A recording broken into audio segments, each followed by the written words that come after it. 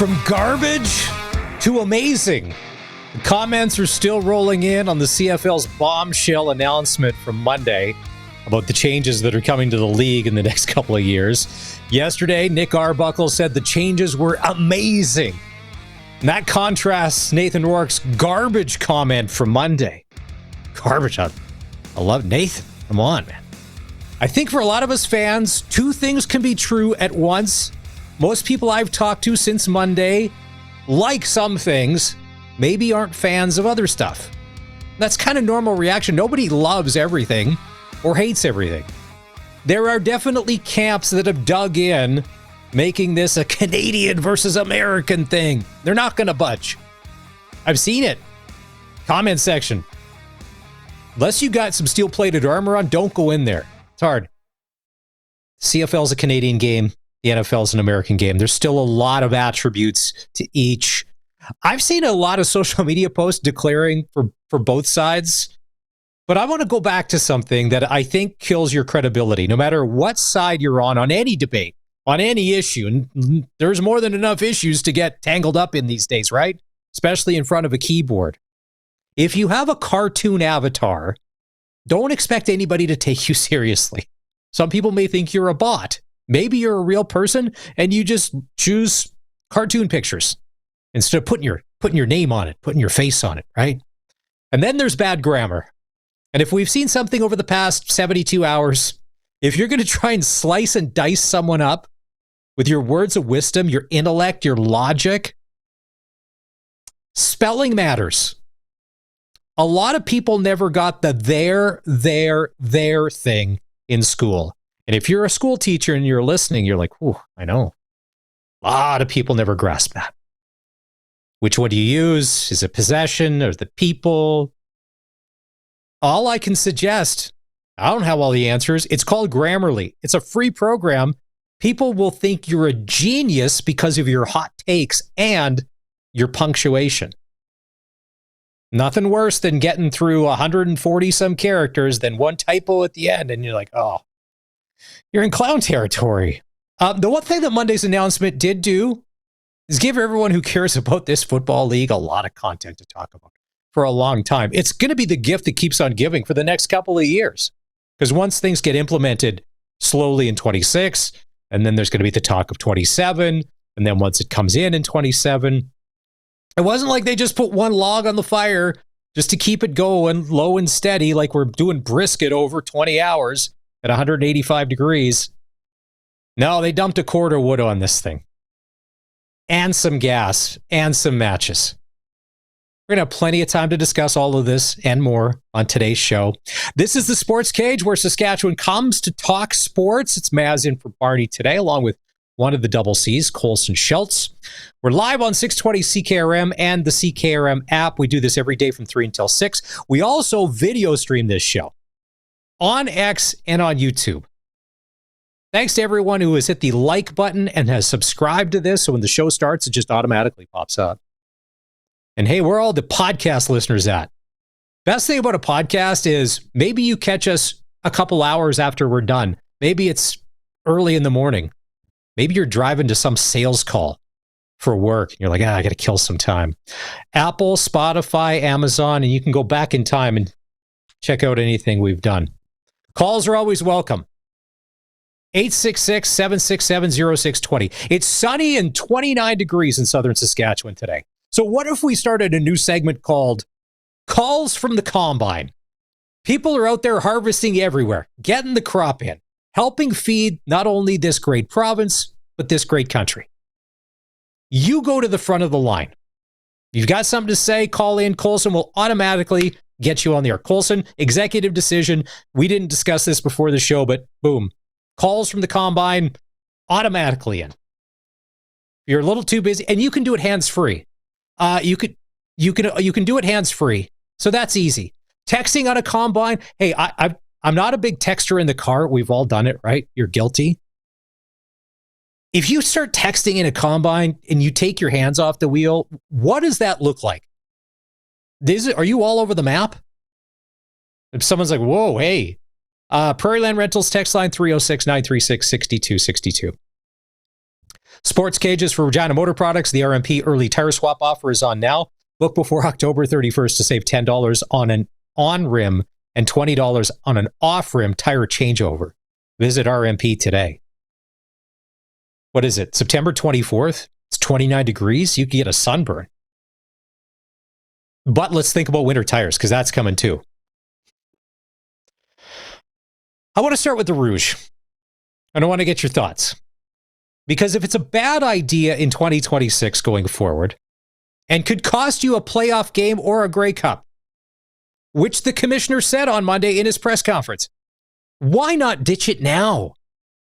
I asked the commissioner that question on Monday when Barney and I had a chance to talk with him. He was gracious enough to come on the show, answered all of our questions, and he said, quote, "It wouldn't be fair to change a rule mid-season." But why? If it's something that's getting turfed anyway, and you know it could have a catastrophic effect in the biggest games of the year, why wouldn't common sense say, yeah, we got to go. We got to get this out of here. It's done. Get rid of it. Remember last year after the Ottawa-Saskatchewan debacle, they changed the command center input and overreach after that game. That was mid-season.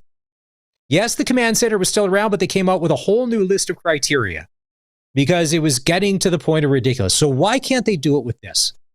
That's my fear. If change is good, then why the timeline? I also mentioned on Monday's show that for the growth and exposure that the league desperately wants across the country, down in the States, across the world, clicks and likes and all of that, when crazy things happen like the Rouge, and that comes into play, and not in a good way, that's when we become internet famous. That's when people will talk about the CFL outside of our country. More in the, hey, look at this. Look at this. Look what happened here. Look what happened in the Canadian Football League. Protect the brand, protect the product. If it's gone, just go. And keep in mind, as a Rider fan, trust me, I want us to win, but I only want us to win kind of fair and square. I would never want the Riders to win anything on the backdoor play like that. Or anybody else. Let the players decide the game. It's a bad rule. Colson, you were saying something in my ear. I couldn't decipher. I was going off on a red. Okay. Let's see here. What do we got going on?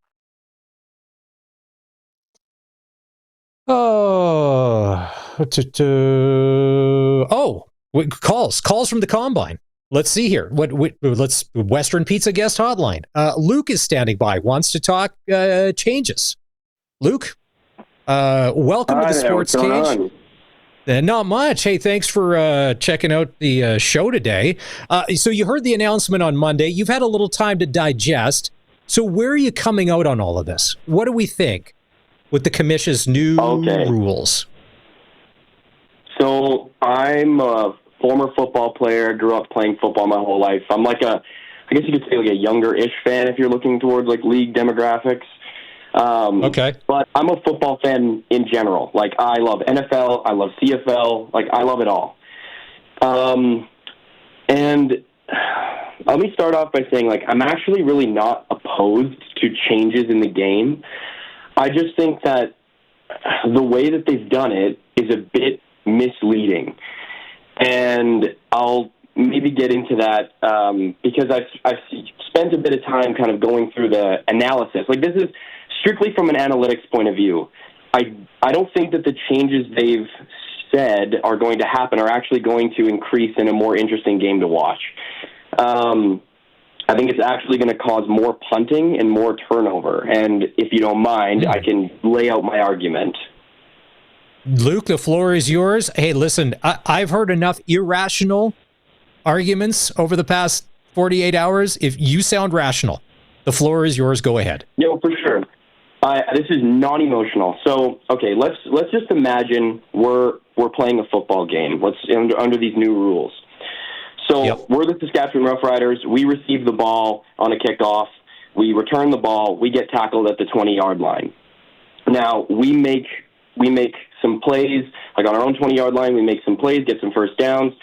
Now we reach the zone of the other teams anywhere from the 30 to 45-yard line. So the statistics currently say that if you get past past midfield, 1/3 of those drives die past midfield. They stall. That's a fair amount of drive. That equates to about 600 to 650 drives per 650 drives to 650 series per season. So when you reach this zone of the opponent's 30 to 45-yard line, as like a team, you're looking at that and saying, okay, well, I'm at the 30-yard line. I'm not going to kick a field goal because that's 52 yards. That is ridiculously far for a kicker to trust to kick. But now, and keep in mind, this is the 30-yard line. We haven't even entered the red zone. So we're on the 30-yard line. We're not going to kick the field goal. But now the supposed solution is, well, why don't you go for it on third down? So say, let's go. Okay, we're on whatever it is, the 30-yard line. Maybe we have an incomplete pass, and then we run for a couple yards. Well, now we're a little bit closer. But the fact of the matter is, if it's literally a third and anything above 3, your chances of conversion are 40% and decreasing with distance. So as a coordinator, I'm looking at this and saying, well, I have a less than coin flip chance of converting on a third down. I have a less than coin flip chance of kicking a field goal and making it. So what is my option? Well, my only option is to punt. And so it's like, okay, well, now we're looking at this and saying, why are we punting on the 30-yard line? That makes no sense. Well, yeah, of course it makes no sense. But statistically speaking, you have a better chance of pinning your opponent deep in their own zone and forcing a 2-and-out when they're on like the 2-yard line. If you can get your punter to punt it 20 yards on the 2-yard line and force a quick 2-and-out, than you would be to take that third down chance and risk turning the ball over on anywhere from the 30 to 45-yard line, and you're giving them insanely good field position to start with. So you're kind of in between a rock and a hard place. You're literally better off, if you're in that zone and your drive stalls, throwing a purposeful interception within the 5-yard line so you can pin the defense or pin the opposing offense deep in their own zone so you can get the ball back. Now, this is because you're too far away to kick the field goal, and your chances of converting on a third down is less than 40%, and that's just the odds are not in your favor no matter what. So I find it to be disingenuous when the league says that it's going to result in a 10% increase of more touchdowns. Okay, sure, it's a 10% increase in more touchdowns, but that's predicated on the fact that you have to get to the red zone. You have to get there. But if you don't get there, you're too far away to kick a field goal because the post is at the end of a 15-yard end zone. Yeah. So even to kick a 30-yarder, you got to be like on the 10-yard line. Like it's ridiculous. So the only solution is what we're going to see. We're going to see more turnover. And that's boring. Who wants to watch your team go from the 20-yard line to the opposing 30-yard line just to turn the ball over? That's not exciting. What would have been field goals are now turnovers. So when Mr. Johnston says we're trading field goals for touchdowns, well, not really. You're trading field goals for turnovers, and that's not exciting. When you say that you're going to increase touchdowns, you might increase the amount of touchdowns, but the amount of overall scoring due to touchdowns and field goals is going to plummet. Like, you're going to see 14 or 18 to 14 games, and everyone's going to be like, well, there's not enough scoring, and this is the problem that the league had like 10-plus years ago. Oh, the league's not high-scoring enough, which was never true. And then people are going to be like, okay, well, offenses are going to complain, fans are going to complain, coordinators are going to complain, and they're going to be like, well, we don't have enough opportunity to score a touchdown. What's the only solution here left? You add a fourth down. You have to do it. You need offenses to have enough. Oh. I know. It's controversial. Luke, holy. So, Luke, first of all, a couple of things. I want to commend you. Anytime that you can have any sort of opinion or take that uses the word predicated in it, automatically you go from here to here in my book, because I'm like, I think he's a lawyer, and I'm not going to say anything. I don't want to get myself in trouble. And secondly, how much time have you put into researching and pulling stats on this over the past 48 hours? Because it sounds like you have got this buttoned up pretty tight. To be honest, I probably spent, actually, shout out to ChatGPT, because I got a lot of my statistics and reasoning through ChatGPT. It's actually like, I ran a couple scenarios, like I actually, like, because it's updated constantly with brand new information, so I was like running scenarios through it, so it probably took me about 3 or 4 hours, but this is the thing. This is what makes it feel really disingenuous, and don't get me wrong, like, I like 3-down football too, but this is going to be boring 3-down sluggish football if it stays that way. So my personal opinion is there's no way the analytics people at the head office didn't know this. They obviously know this. Like this would have been glaringly obvious to anybody who does basic statistics. So I think it's a way to warm people up to change, and it's a way to warm people up. Like we could still have a 65-yard wide field, end zone, like goalpost at the back, full motion, and 4 downs. But that's what I'm saying is that if you keep it 3 downs, it's gonna be turnover central. So it's been I thought about it for a while, but I had to run through the scenarios to really get this true. And also, let me add this as well. Okay.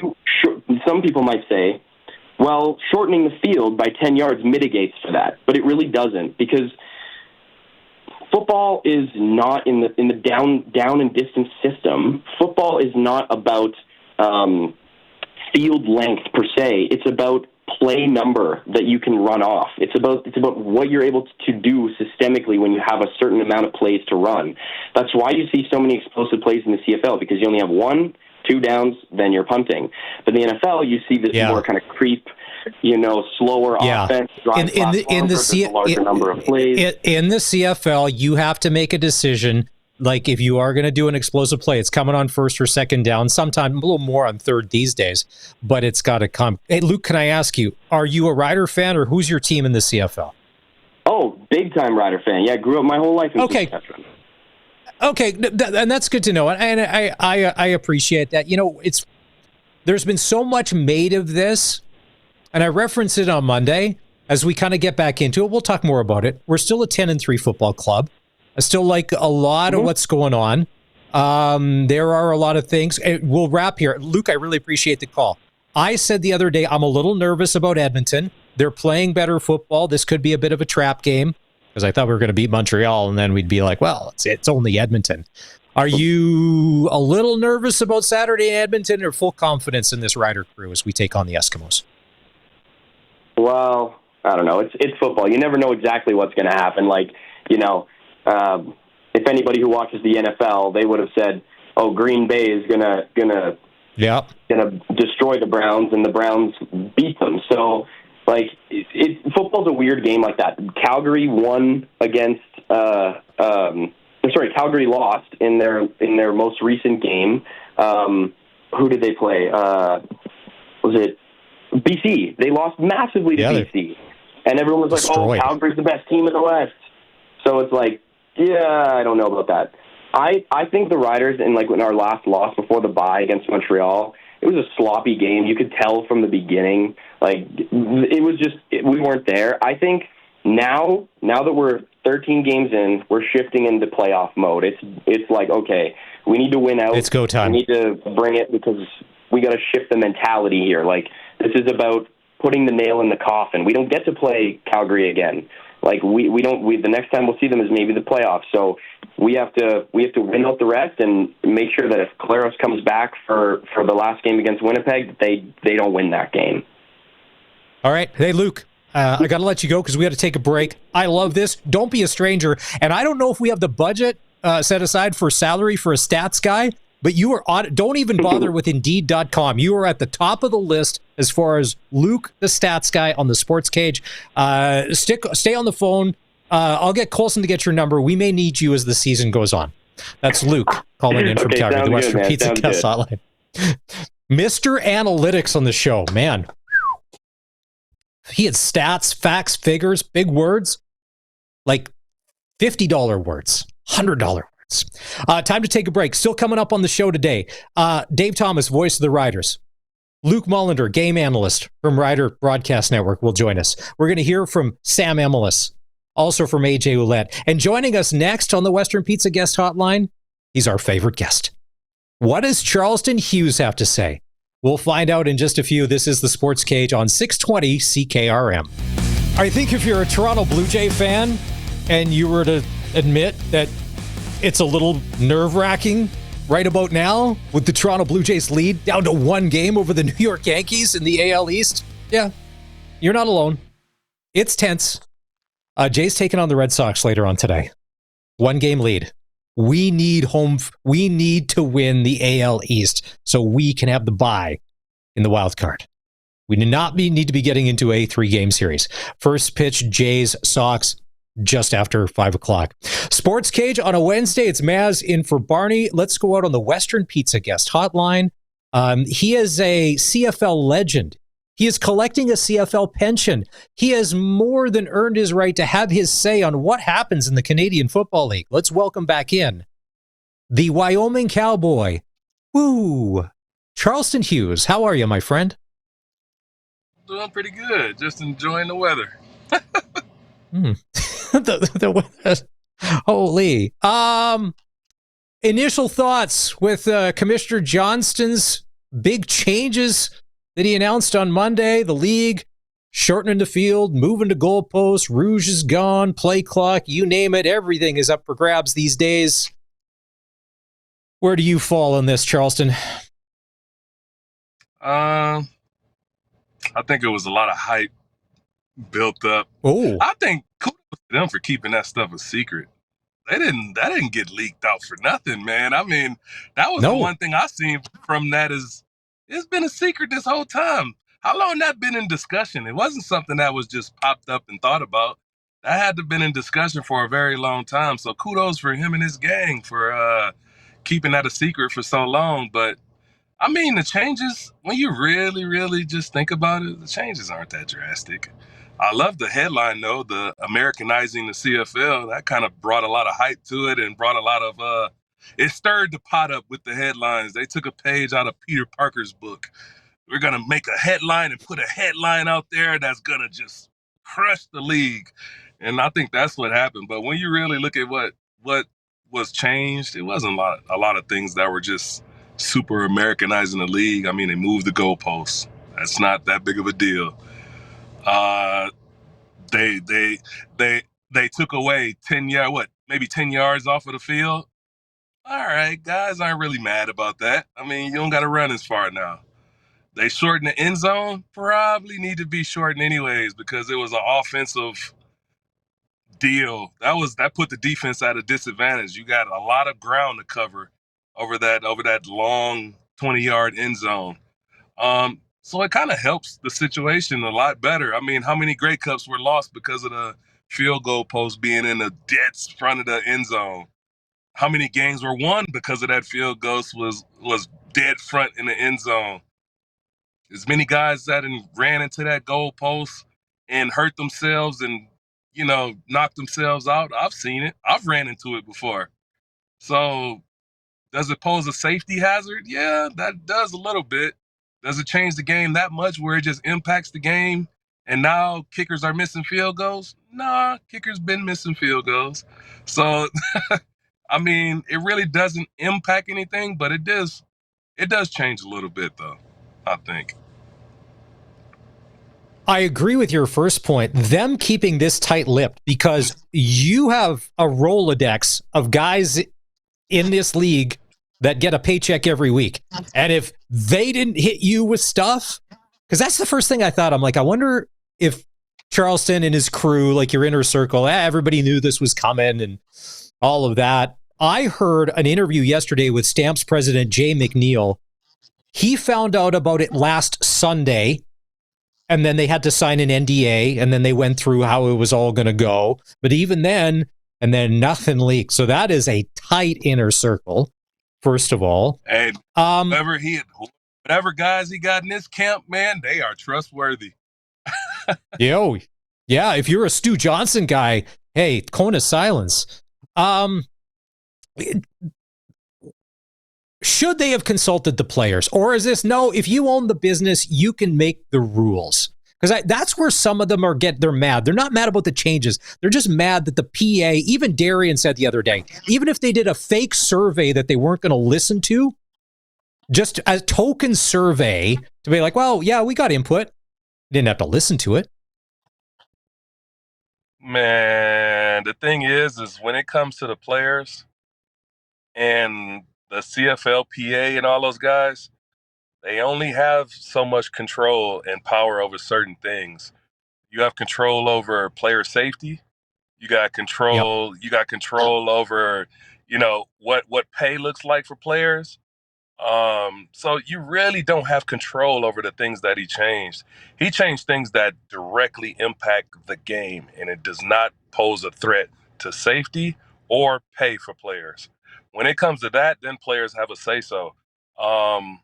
That's the one thing I saw about the situation is the things that he changed really didn't impact player safety. Maybe that goalpost, moving that goalpost out of the way really helped players because now that's not a threat for you to run into it anymore. So in their eyes, that was an improvement for the league, man. Okay, so in your opinion, because you played a long time, apparently you and Will Johnson were good at sacking the quarterback. We don't know who was better, but we're not going to debate that on this show. We've been down there. What's one rule change that if you were the Commissioner Charleston, that one or two things that you would have changed in the CFL after playing in it? Like what just doesn't sit right to be like, no, we got to get this out of here.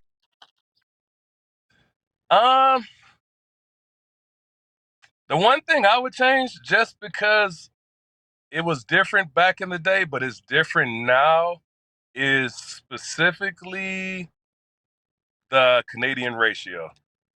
I know that would threaten a lot of guys out there, and it would impact a lot of people. But back when I played in the CFL, the Canadian ratio was kind of really needed to maintain the integrity of the league, really, to remain the Canadian Football League. And the talent levels were at different paces back then, where the U.S. football players were, outpacing the Canadian football players. I think nowadays, it's not like that anymore. There's a lot of talented Canadian players out there right now, and guys are developed at a whole different rate than they were back in the day, back in my early years when I played. So that Canadian U.S. talent separation isn't really needed no more. Some of the best players in the Canadian Football League are Canadian. When you really, hands down, think about it, the Philpotts, the elite receivers out there that operate like that, like those guys, like both of his brothers, both of the twins. I mean, those guys are unreal right now. The Samuels. Guys like that are thriving in the league right now and playing at a very high level. And when you think about it, there are the team's go-to receiver over top of all the American guys. So when you look at that, and the talent in the league right now has nothing to do with the ratio. It has everything to do with its talent now. So if it's 21 or 22 and 7 got to be starters, do you stay with you got to have X amount of starters? Can you just have less? What's a good number if you're changing the ratio, Charleston? What would you change it to? Because I don't think you would have a free-for-all, like where it's like the best guys make the team. We're not prepared for that kind of change. There's going to have to, filter this in, slow roll it, if you will. Yeah, you have to slow roll it in, man. But I'll take away 1 or 2 every year for the next, probably, I don't know, man. You got to reduce it, though. Give fair opportunity. There shouldn't be no separation between players based on talent, especially nowadays. Like I said, man, the talent level's the same all the way across the board. So you got to treat players the same all the way across the board. It opens the gate for you to bring in good players from all around the world still, and that's just the way it is. Well, look at Matthew Betts. I would say he's the best defensive end on the BC Lions, and there's American defensive ends, but he's their best defensive end, and he's Canadian. He went to Laval, so I think he would have a job. Sacks right now. What is the league leader in sacks? What are we up to? 3, 4, maybe? Are we going to finish out at 8 like last year? What are we on pace for? Yeah, man, I think it's Betts. Betts leading the league with maybe 9 or 10 sacks right now. I think it's 9 or 8 sacks right now. So he's double leading the league digits right now in sacks, and he's a Canadian player. 10. I think the top 5 I know. are all Canadian players for the most part when you really think about it. And it has nothing to do with just him. It's just the way the league is working right now. I mean, I'd have 18 by now, really. Let's say that, of course you would. And no quarterback pressures, all sacks. We don't count pressures, just sacks. A lot of people were saying, Stuart Johnson, who are you? You're 151 days in on your job. Who are you to come in and change this? Could you imagine if he would have, on top of this, and messed with the ratio? There'd be 9 cities burning to the ground right now if he decided to. Maybe he does have a grand plan, but like, whoa, well, we can only do so much at once because I don't disagree with you, Charleston. I think that there's the best players should get the opportunity. And as you see it, as they put together game day rosters, that's what happens. And so, yeah, I don't disagree. The Canadian talent level is incredible these days compared to what it used to be. Look at the receiving cores of all these teams. Look at the Saskatchewan Roughrider receiving core. That's a Canadian Air Force 2.0, and good luck if you don't have that passport cracking it. I don't think you get it. Did we lose Charleston there? Did we freeze up? Is the cell service in the middle of nowhere, Wyoming, not awesome at the moment, Colson? Are we trying to get him back? Okay, sure. I will give Charleston credit. Super on time. Bang on. Was more than on time. We've been chatting with Charleston Hughes here about the big changes that Stuart Johnson, the commissioner, made the other day. And Charleston's saying, not that big of a deal. Likes the goalpost moving out of the way. As someone who has, he said, ran into a goalpost before. And I asked him, what would you change? And he said, for him, it's ratio. You don't need to prop up the Canadians anymore. They can earn their spots on the team. I'd agree.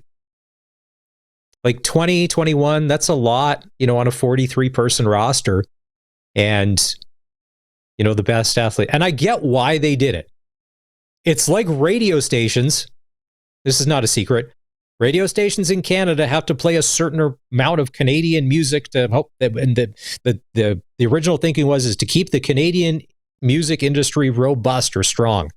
A lot of radio stations have to play 35 or 45 or 40% Canadian music every day to keep their license so they can support the system. But there are bands, and I'm glad that we've circled back on Nickelback because they're not, but they can sell out stadiums around the world on their own. They don't need to be propped up by the system because the talent is shown through and they're just good enough, just like with Shania Twain and others. So that's Charleston's take, that he thinks change the ratio. All right, Charleston Hughes back on the Western Pizza Guest Hotline. Hey, listen, sorry, Wi-Fi in Wyoming. My phone overheated. What? Yeah, what's the temperature in Wyoming today? It's 85, 90 right now.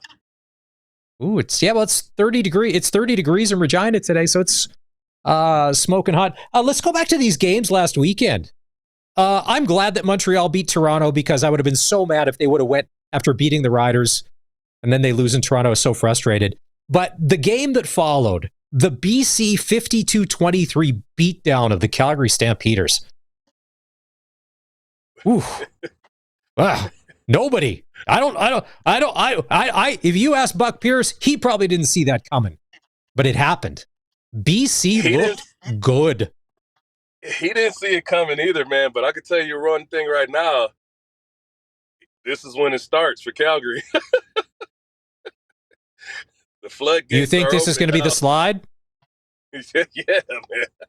Definitely the slide that needs to happen because you didn't see that. You didn't see that confidence that VA's been playing with the whole time.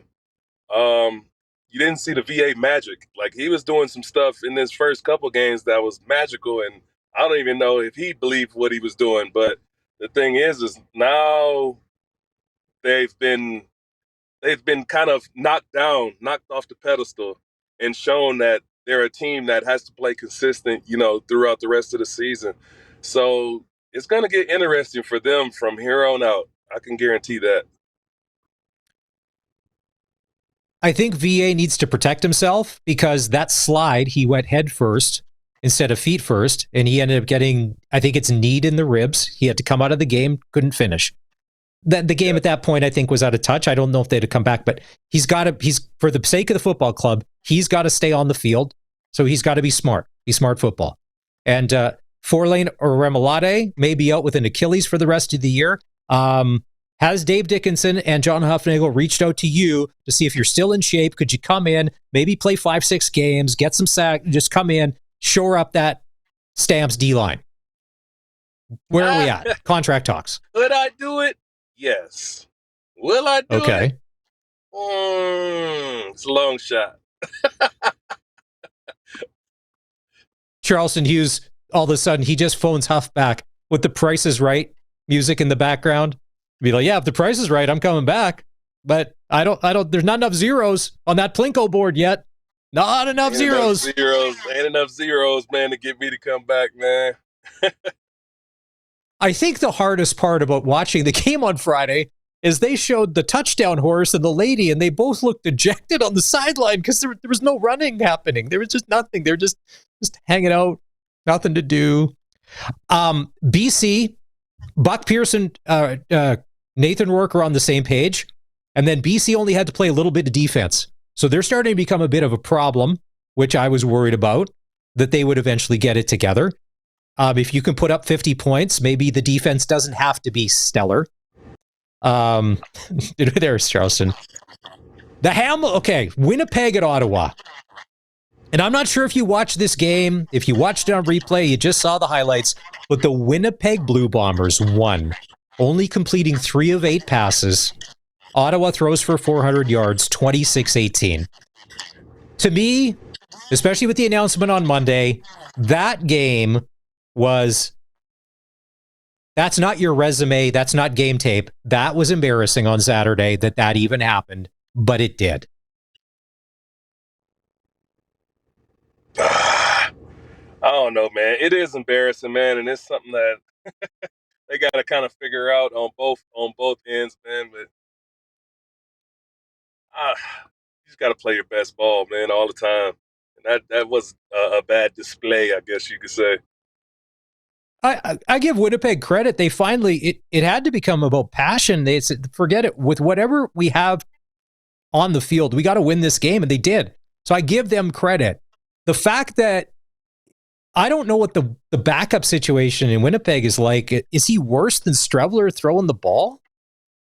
Because no, man, he probably just never got no game reps. He never touched the field for a game in the CFL. Don't know the playbook. Running scout team.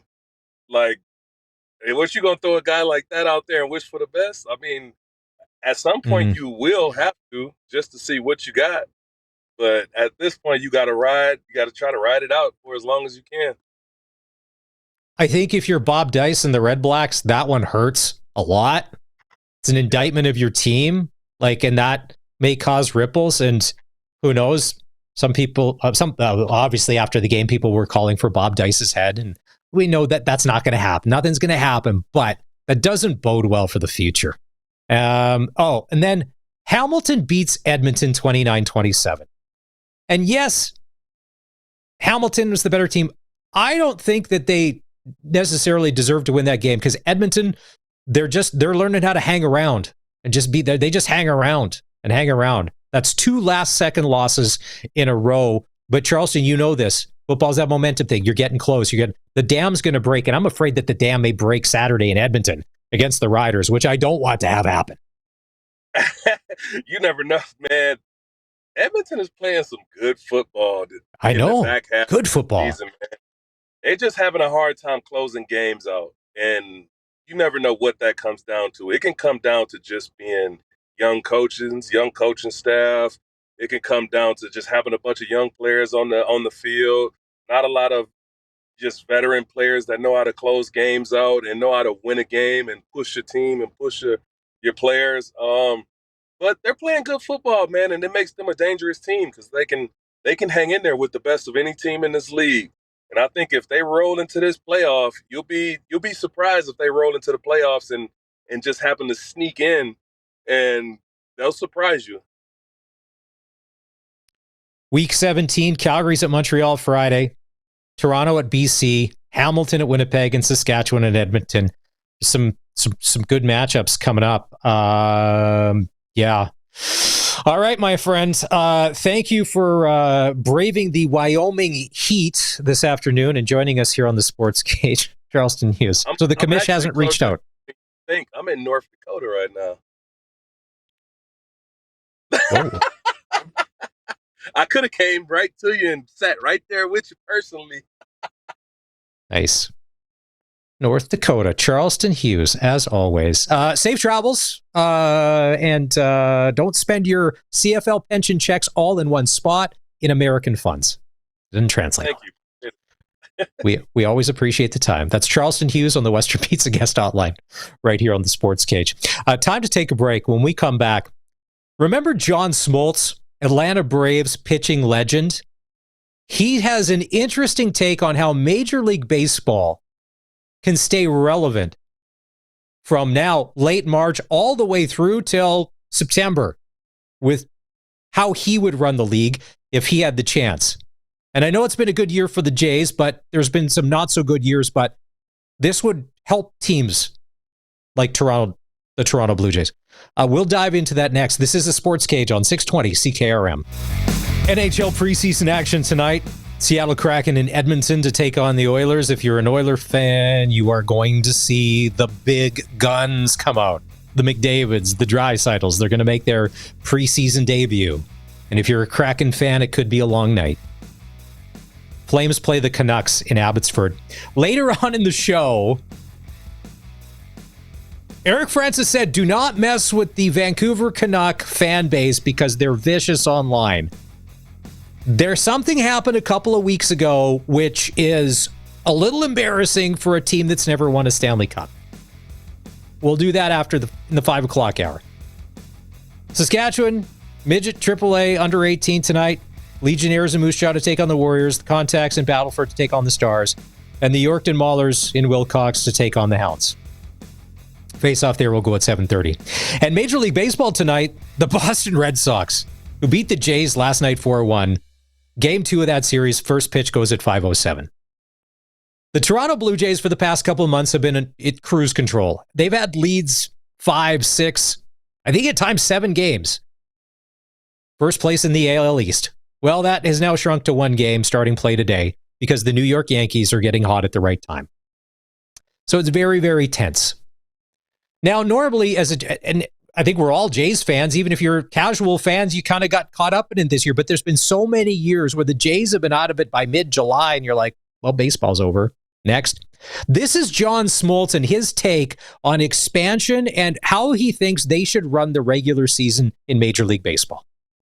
You hear expansion's coming to Major League Baseball. What do you think? If you're going to add 2 teams, go full bore, go all in, make all the changes you want, realign, and get the playoff structure different. To me, the perfect scenario of 32 teams is you get 4 8-team divisions. If you have a first half, second half schedule, and you have a first half winner and a second half winner, and then a wild card that combines that didn't win either half, you have 2 playoff races. You have July, which is not boring now. You have a race to the playoffs in the first half. If you secure that spot, you're in the playoffs at the end of the year. And then people go, well, what's the incentive of winning the second half? And then you get a bye.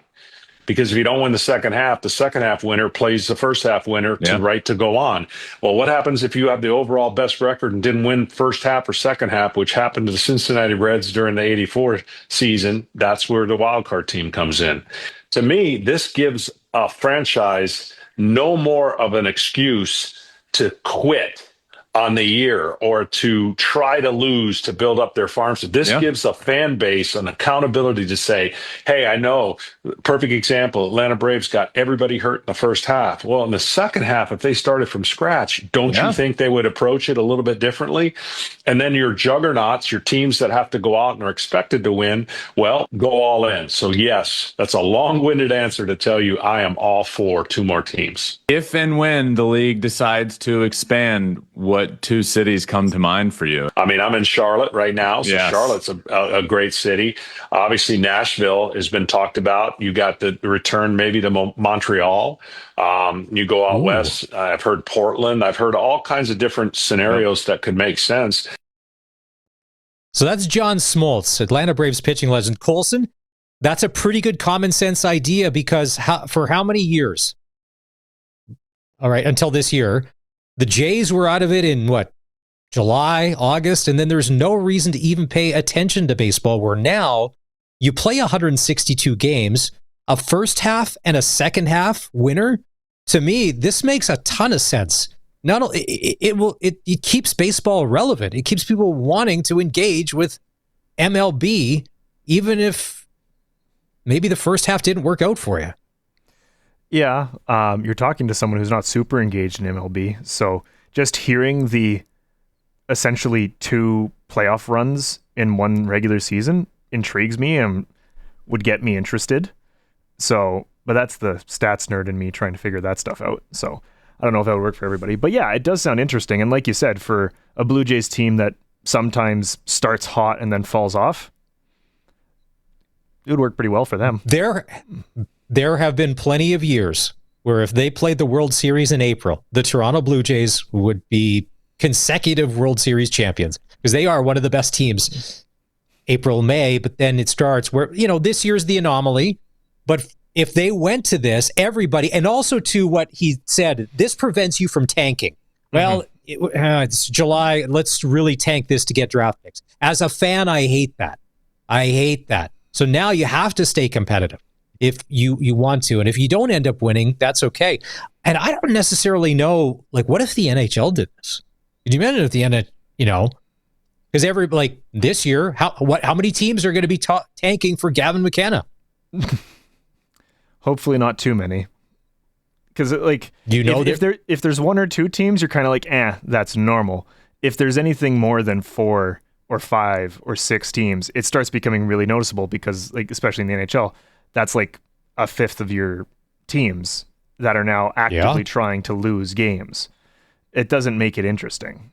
And I think that's part of a lot of the reasons why people appreciate youth and kids sports, because that year's all you got that year. You're not thinking about next year. You're not thinking about what team you're going to build. You're just trying to win this year.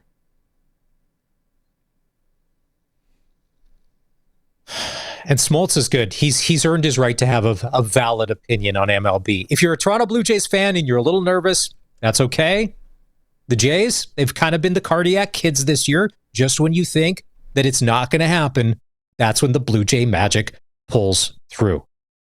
Jays, Red Sox tonight at Skydome, 5:07. And the good thing for the Jays is once the Sox get out of town, 3 more games to wrap up against Tampa. So we're at home. So to me, I think that's a good thing. They do play better at home than they do on the road. Let's just hope that if we could, and you've known this all year, if they can keep it high scoring, it's in the Jays' favor. The low scoring games, not so much. Time to take a break. When we come back, we'll be joined by voice of the Saskatchewan Roughriders, Dave Thomas. Day 2 at practice as we get ready for the Edmonton Elks. Big road trip this weekend, and we'll hear from head coach Corey Mace. That's coming up next. This is the Sports Cage on the home of local sports in Saskatchewan, 620 CKRM. Well, I'd have to say that the big CFL news that came out on Monday has been a nice distraction from all the Connor McDavid, is he staying or is he going talk. Because that it's kind of getting to the point of, all right, enough is enough. But then there's all sorts of celebrities weighing in on this Connor McDavid situation. One of the most popular wrestlers in the world gave a hot take the other day. We'll play it for you before the hour is through. And then some guys that know the NHL quite well gave their take. If you're an Oiler fan, you don't want to miss this. Welcome back to hour number 2 of the Sports Cage. It's Maz in for Barney today. With the Riders being on the road Saturday in Edmonton, it's time to play SaskTel Pick the Score. Tell us who wins on Saturday. What's the score? And you have a chance to win not only Rider tickets, but a $200 SaskTel gift card. So text your first and last name along with your prediction to 306-936-6262. Let's bring in the voice of the Riders, Dave Thomas, on the Western Pizza guest hotline here, and say hi to him. Day number 2 of practice. But Dave, before we get to you, Ed has been patiently standing by on the Western Pizza guest hotline. He wants to share his thoughts with some of these changes in NFL. Ed, thanks for being part of the show. How are you? And I'm good. What did you want to say about the commish and all his new rules? Well, I think the number one thing is the extra point. I think that is a really good idea because there's too many teams that really just wait for that last point. How I they agree. Kick the ball in, kick the ball in, take the ball out, and then kick it out of bounds in the end zone. No, make them earn their keep. Ed, I 100% agree. I appreciate the call. That's awesome. 306-936-6262 or toll free 866-767-0620. Dave, you're from Weyburn. I don't know how much of a farmer you are. We know you weren't a scholar in school. But if we were starting a new segment, I think you're muted. If we were starting a new segment, calls from the combine today, anybody combining because it's harvest, we're going to put you to the front of the line. But I said call, don't text, because I know if texting and driving in a car is dangerous, what about texting and driving in a combine? Then Mike texted in and said a combine has auto steer and GPS so farmers can text while driving in the field. Things you learn on the Sports Cage, Dave. Wow, I'm kind of surprised that you didn't know that. Oh, like you did. You knew that a combine had auto steer and GPS. 100%. Absolutely. That's one of those many things that I was never allowed to touch when I was anywhere near any kind of farm implement. Dave, the big grain truck is yours. So that's the lineage of the Dave Thomas experience on the farm, because nobody wants me dealing with technology. I can barely turn on my laptop at the best of times. So operating $1 million combine, not a chance in you know what. I smell a sales opportunity here. Now, maybe, listen, I got a lot of ideas floating around right now. Pilsner Cup, all this. Maybe there's somehow, some way, maybe not this year, but maybe next year for harvest, that we get Dave Thomas, maybe Coach Mace in the combine. They'll come and do a custom harvest situation with you. It's like celebrity harvesting. We can do Dancing with the Stars. What about celebrity harvest? Dave Thomas, Ryder, you name it. Colson, open that black book of yours. Fresh page. Yeah. This is a hot idea. All right, it was day 2 of practice today. Riders back on the field as we get ready for Edmonton. Just thoughts. What was going on at Mosaic? Focus, a lot of focus, to tell you the truth, because the Roughriders kind of masked over yesterday the way that they went into the bye week, and they were ticked off. To a man, they were ticked off after losing that game to Montreal and how they lost to Montreal. So the pads were on yesterday. They were popping. There was a lot that was going on. Today, it was much more focused and much more oriented towards, let's make sure that we aren't going to make any mistakes like that again. So there was some extensive work done with the defensive secondary. Tavon Campbell did not take the field again. We learned a little bit of an update on his status, which we'll get to in a little bit.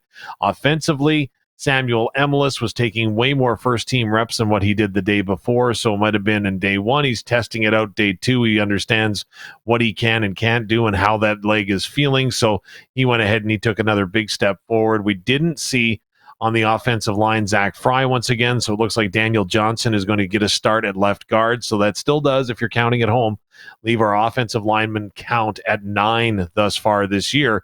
The fortunate part is when we've had an injury, we've just been able to bring somebody back in. So Daniel Johnson, who did start at left tackle, will move to left guard by the looks of things right now, as Zach Fry didn't take a snap. And I think the good thing that kind of flew under the radar yesterday is I completely missed it. I didn't see Philippe Gagnon. He hasn't been on the field wearing his number 53 since day 3 of training camp.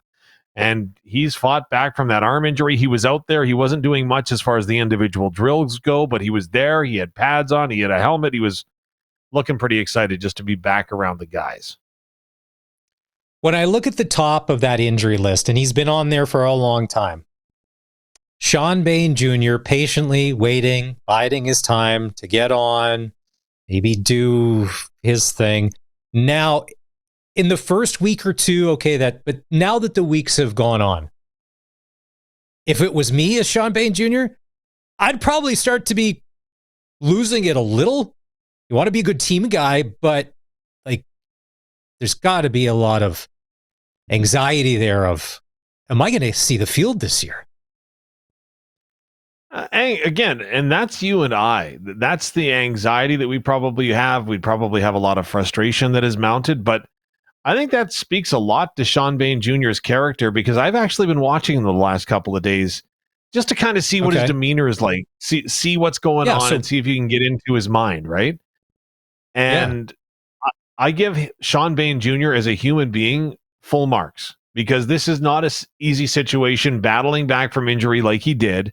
And again, for all intents and purposes, I think that he probably could step into the lineup. But what Sean Bain Jr. has done, and like I say, that I think this speaks to him as a person, is the fact that he is mentoring other guys. Like, he's talking with Dre McCray. He's having conversations with Del Duncan Busby. He's sharing what he knows. And to me, that is the consummate teammate, but it also shows you what's happening in that dressing room, because everyone has put team above themselves. And Sean Bain Jr. is a prime example, because we've seen what he can do.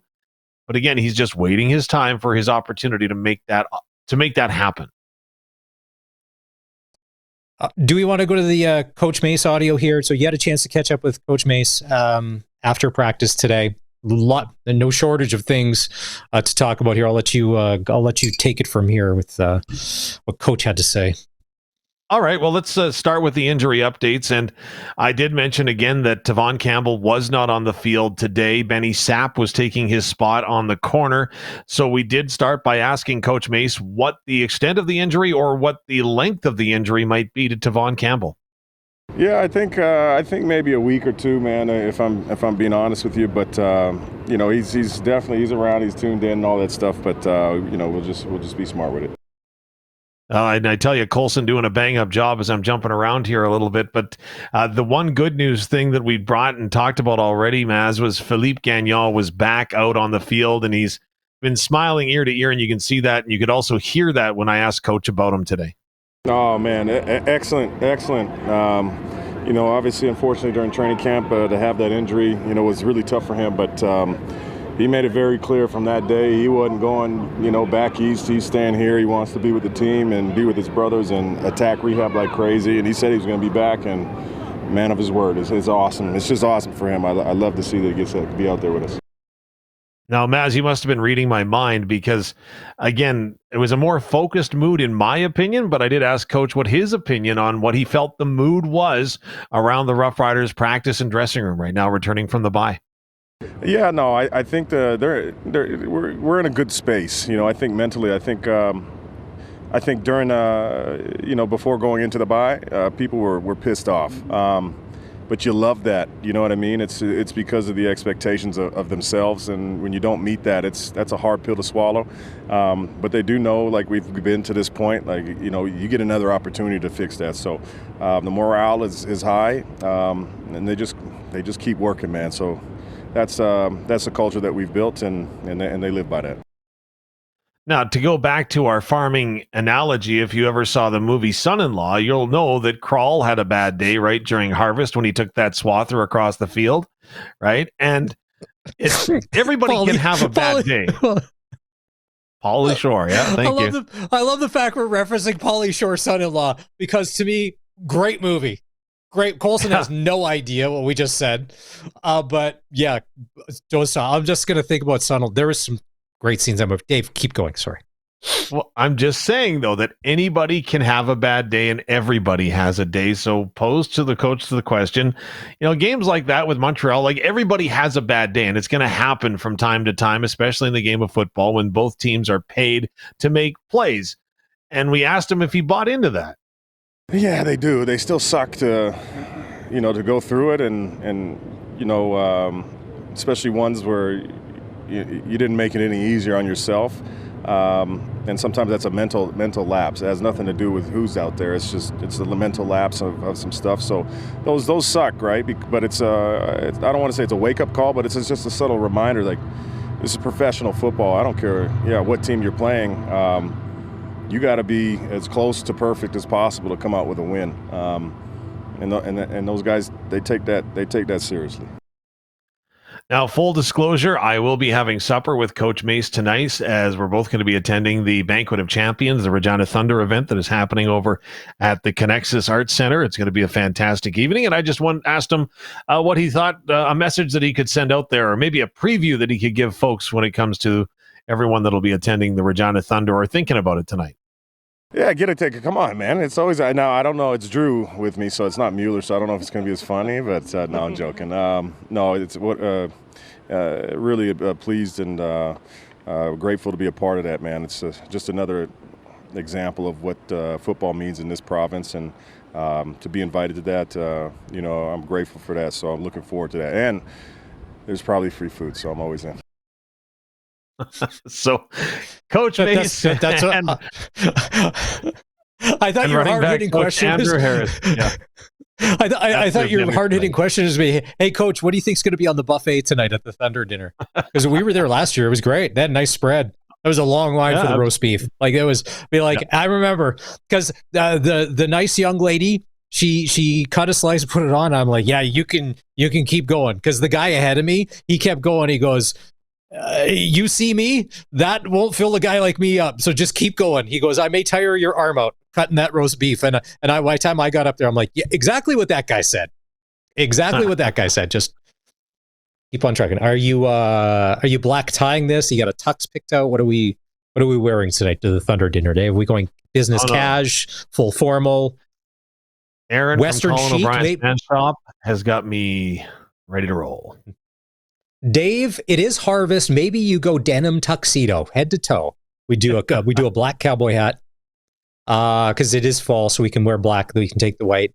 We go denim shirt, jean jacket, jeans, boot, the Supreme buckle, and then go from there.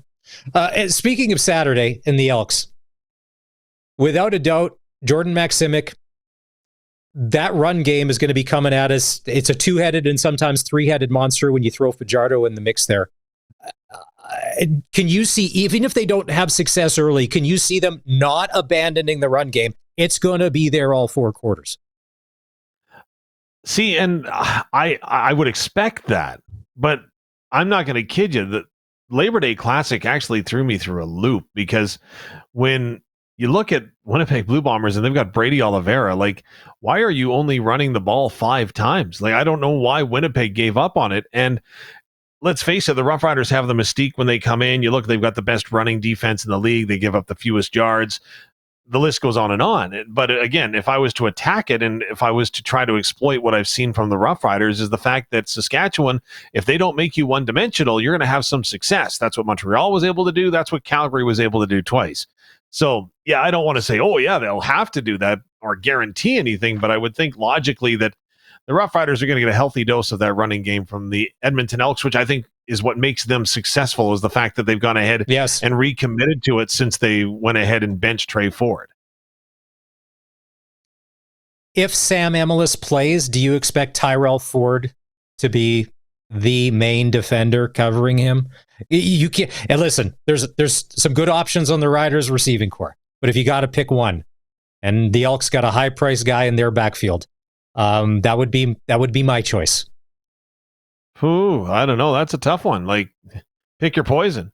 Do you want Dante Myers slashing through the middle unstopped? Do you want Keyshawn Johnson, Mr. Second Down, who's in the top 5 in receiving in the Canadian Football League? Again, he has been the quietest, best receiver, if you will, in the Canadian Football League all season long. Like, I don't know, pick your poison and let Trevor Harris decide where the ball is going to go. But yeah, Sam Emilus obviously has a lot of trust from Trevor Harris, and you'd expect him to have a prominent role. But I also expect that if the Elks want to go ahead and take Samuel Emilus away, the Riders are okay with that, because they'll throw the ball to Keyshawn or to Dante Myers or Joe Robustelli or even a Joe who's getting tons of reps right now. So that would be the logical case for me.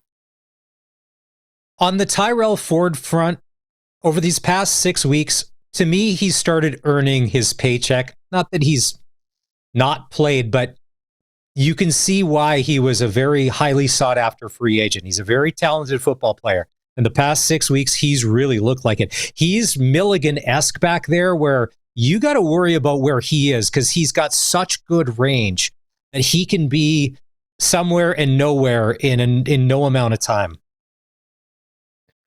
Well, and I know that he won't say this, but he's got to be thanking Cody Fajardo for his success.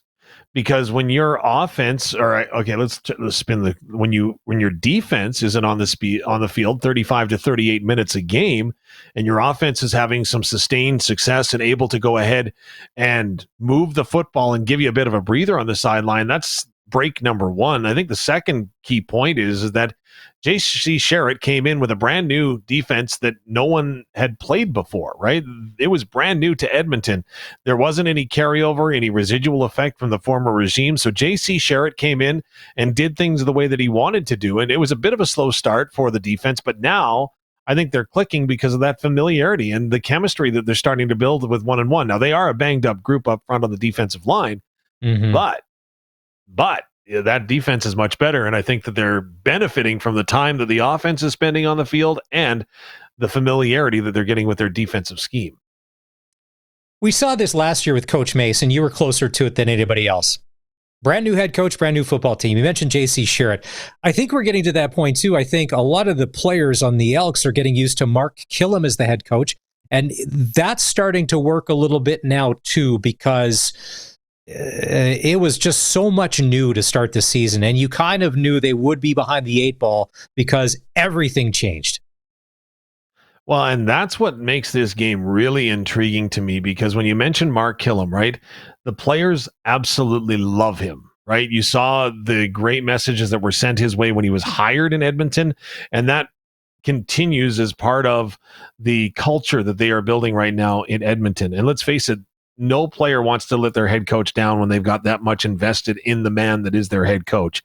And the Elks are coming off of not one, but 2 consecutive walk-off losses where they've had the game in hand and couldn't hold it. So to me, this is, I kind of think it's a do or die game as far as their playoff hopes if that bus hasn't already left the station. But I think that this is going to be a true character test. Because can this team come out, and if something bad happens, a fumble or a turnover or an early score, if something bad happens, do they have the character to come back? And I think that they do. And I think that this is going to prove it, because they're going to be in full desperation mode, I'm sure, coming in on Saturday.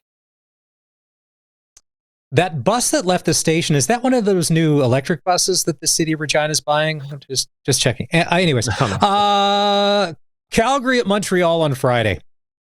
To me, if Davis Alexander is going to be back for the Alouettes, that's a pretty much full complement Alouette team. Looking good, looking dangerous, starting to get hot, peaking at the right time. To me, I think Calgary, this is a must win for them. Vernon Adams has to play well. He has to stay on the field, got to stay in the game. And they got to go play in a tough place where getting wins isn't easy. But Calgary's don't blow a great start by falling apart in the second half here, because they haven't looked good in the past month. I don't think that the sky is falling in Calgary. I think they may have lost their identity a little bit as they're not running Dietrich Mills near as often as they had at the start of the year and being able to be that 2-headed monster, if you will, with the run and pass game on offense. As far as the Montreal Alouettes are concerned, if I'm Jason Moss, I go home at night and I get home after that game against Saskatchewan in particular with McLeod Bethel Thompson, right? And you know that Davis Alexander, he was working out hard on the turf at Mosaic Stadium before the game. So you knew it was only going to be a matter of time. And the word out of Montreal was he could have potentially played then, but they were going to give him another week. He could have potentially played against Toronto, but they thought, let's even give him another week so that he doesn't get injured again. So to me, if I'm Jason Moss, I'm like, man, McLeod, we kind of needed this back in July. Like, we'd have run away with the East Division if you were coming and playing how you should have. Now, granted, he did end up injured, but now it's like, now I've got to make a decision. Do I ride your hot hand, or do I bring in Davis Alexander, who's been sidelined for all but, 2 games this season? So, like I said, Jason Moss just got to be thinking, what in the world do I have to do now? The garbage man, Nathan Rourke, and the BC Lions, Toronto, on the road. With what the Lions did last week to the Stampeders, advantage BC. I just think they're scoring at will, and they're scoring fast. They're moving the field in a couple of plays. They're taking advantages of turnovers. They're just being opportunists. They're taking... Dave, early in the season, remember when the Riders were there? It seemed within the first 6 or 7 minutes, the Lions made so many mistakes to do themselves in. The Riders were up 20-0. I'm like, all right, game over, Riders. You guys are not coming back from this. They're not making those mistakes anymore. They're the ones that are capitalizing. I'm very hesitant to say this, but the BC Lions defense might have figured it out. Like, Mike Benavides, again, he's not a dum-dum, right? I never thought that he was, but he is coming in, and of course the previous defensive coordinator is still helping him coach. He's just not calling any of the defensive schemes. So that's got to be a dynamic that had to be overcome early, I think. And now that the BC Lions seemingly have found a pass rush, that's dangerous, because now that they're making teams uncomfortable offensively, which I don't think they consistently did through the start of the season. Now, again, right, proof is in the pudding. It was a great game against Calgary. Can they duplicate it? And that's the thing, right? Is it repeatable? Can you do that again? That's what we're going to have to wait and see from the BC Lions. But again, the offense has been stellar. Offense has been lights out. The offense has to play near perfect in order for them to win. But now that they're getting some support on the defensive side of the ball, they're a scary team. Yeah, I really noticed that last week. Matthew Betts taking over games like he did before he went down to the NFL. And there's always that adjustment period when they come back. I'm like, oh, that's the Matthew Betts that we remember. There's the guy that's wrecking offensive game plans.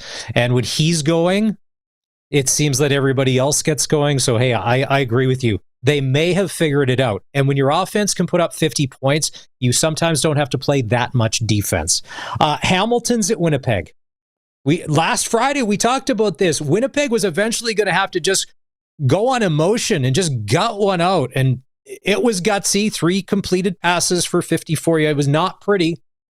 That was not a game you would, if you were Stuart Johnson going to sell the game somewhere, to be like, look at this. That's not a resume tape, but they got it done. Hamilton at Winnipeg. Hamilton at home, I think, is one team. Hamilton on the road is a little more suspect.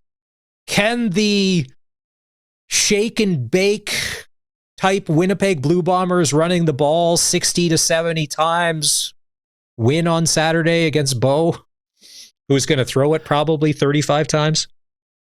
Okay, I'm not going to give out my home address because I'll be kicked out of Riderville. But again, I know how critical you were of Winnipeg winning that game in Ottawa last week. But the old cliche is so true. Good teams find ways to win.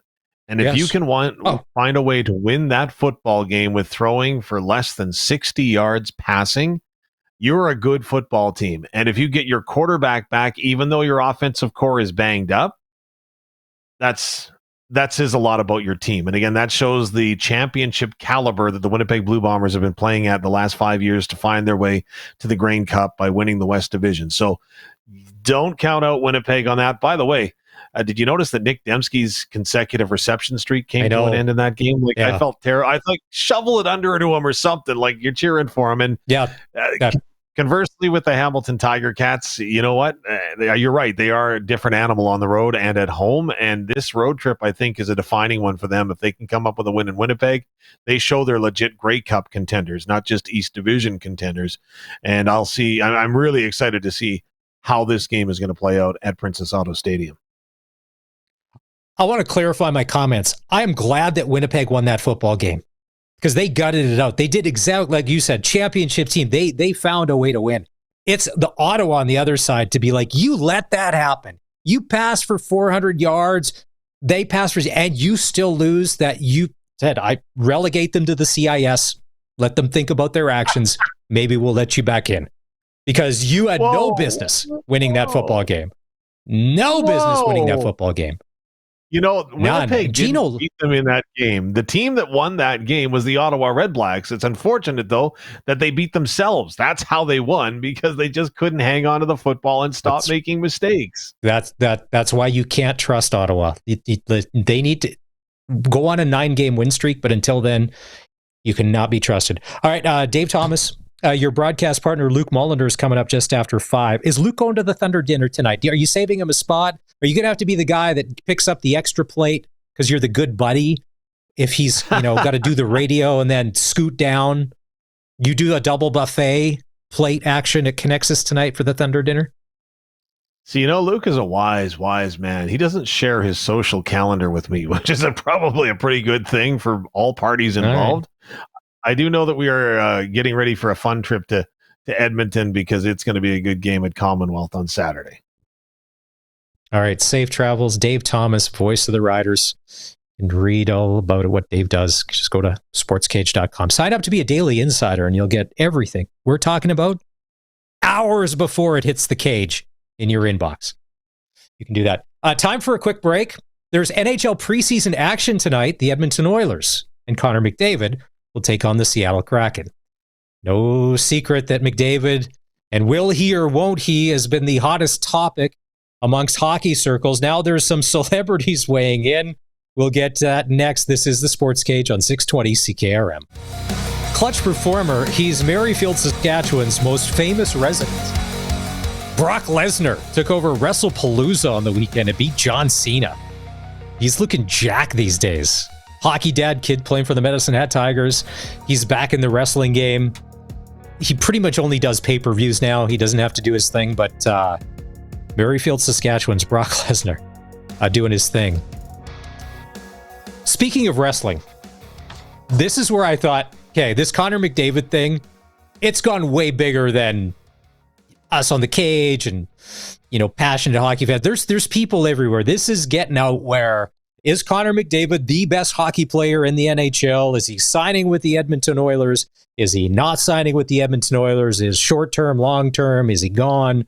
What's happening?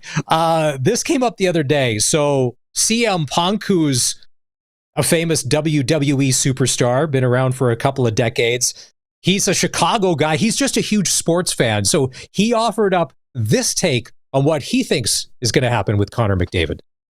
We're going to start. I'll tell you that right now. He ain't winning a cup in Edmonton. No, not at all. Wow. Why? It's not gonna Why? Yeah, they're choke artists. might as well be Maple Leafs. Like it ain't gonna happen. Wow. He is unbelievable. Yeah, he is unbelievable. Really good. Leon Draisaitl. Tell our friend Whitney. Unbelievable. So, is that like just an institutional thing? Is it like? I don't know. You can always blame the culture. Yeah, always blame the culture. Losing culture. Yeah. I mean, what's to do in Edmonton except lose Game 7? They've been close. Yeah. Do not tag Ryan Whitney in this. Wow, Colson, shots fired everywhere. The Leafs catch a stray. Going there, now he's ripping Edmonton. It's like he knows what he's doing, how to get the crowd fired up. He's a pro at it. So that's CM Punk, but he's a hockey fan. He's a huge Hawks fan. Not that there's a lot to cheer about. Oh, did you see last night Connor Bedard was wearing an A in the exhibition game? Will he wear it in the regular season? Maybe. Year number 3 for Connor.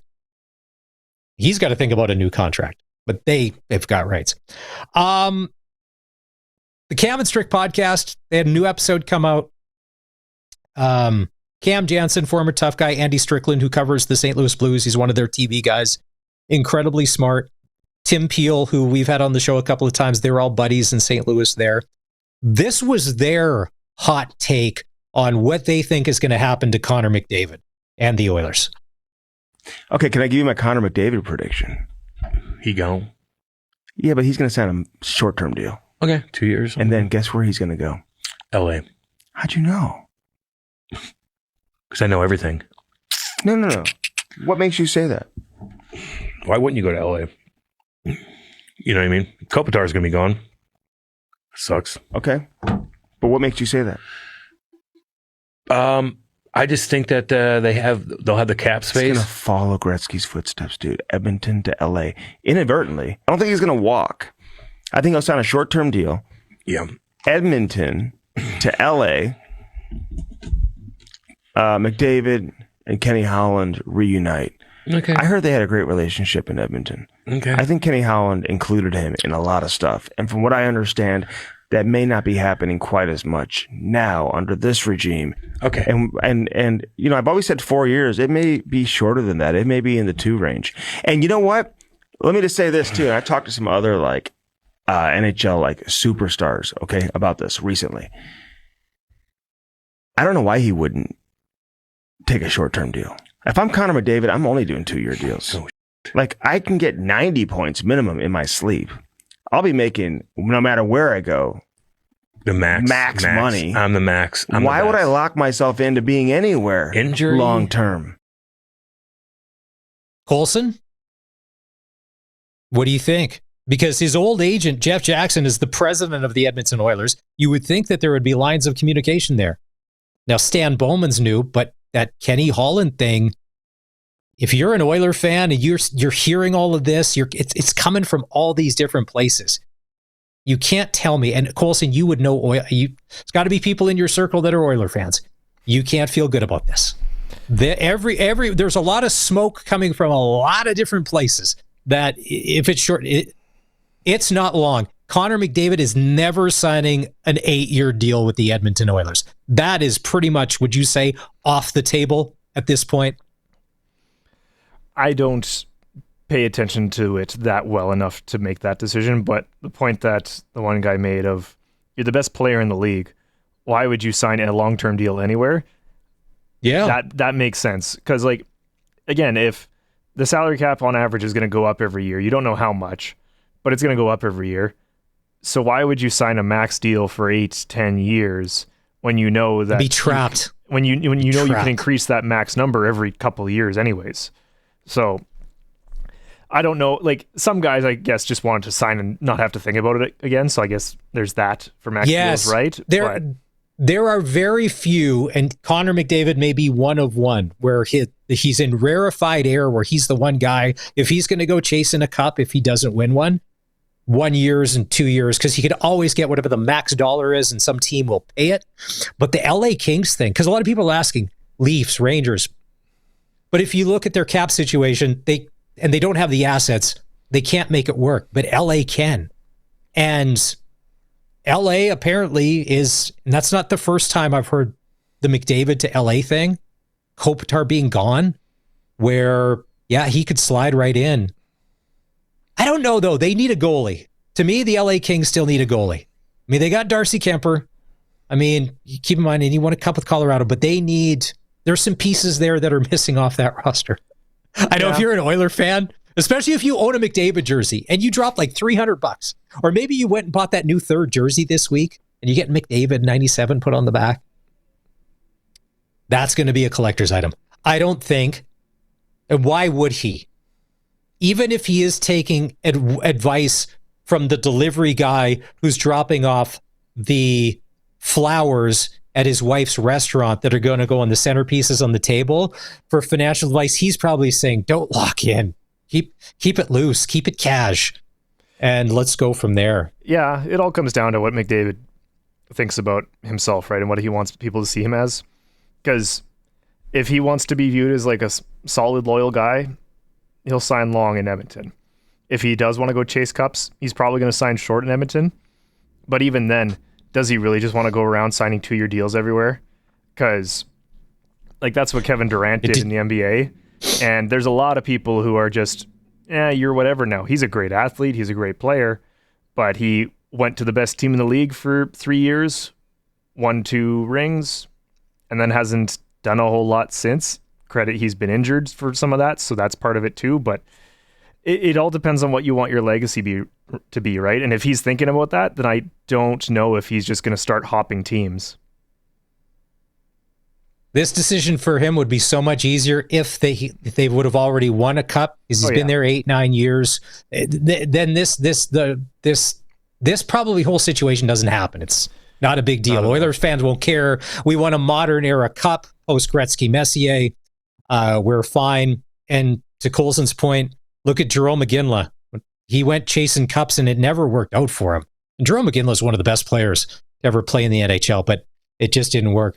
There's NHL action tonight. You've got, speaking of the LA Kings, taking on the Ducks. Florida Panthers, Carolina Hurricanes. Pittsburgh taking on Columbus. Seattle is in Edmonton to take on the Oilers, and there will be McDavid and Draisaitl in the lineup. That's going to be their preseason debut.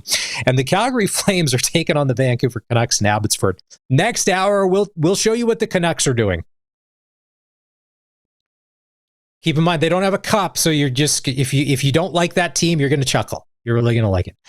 Time to take a break. We come back. Still lots going on. NFL Week 5 kicks off tomorrow. Or Week 4 kicks off tomorrow.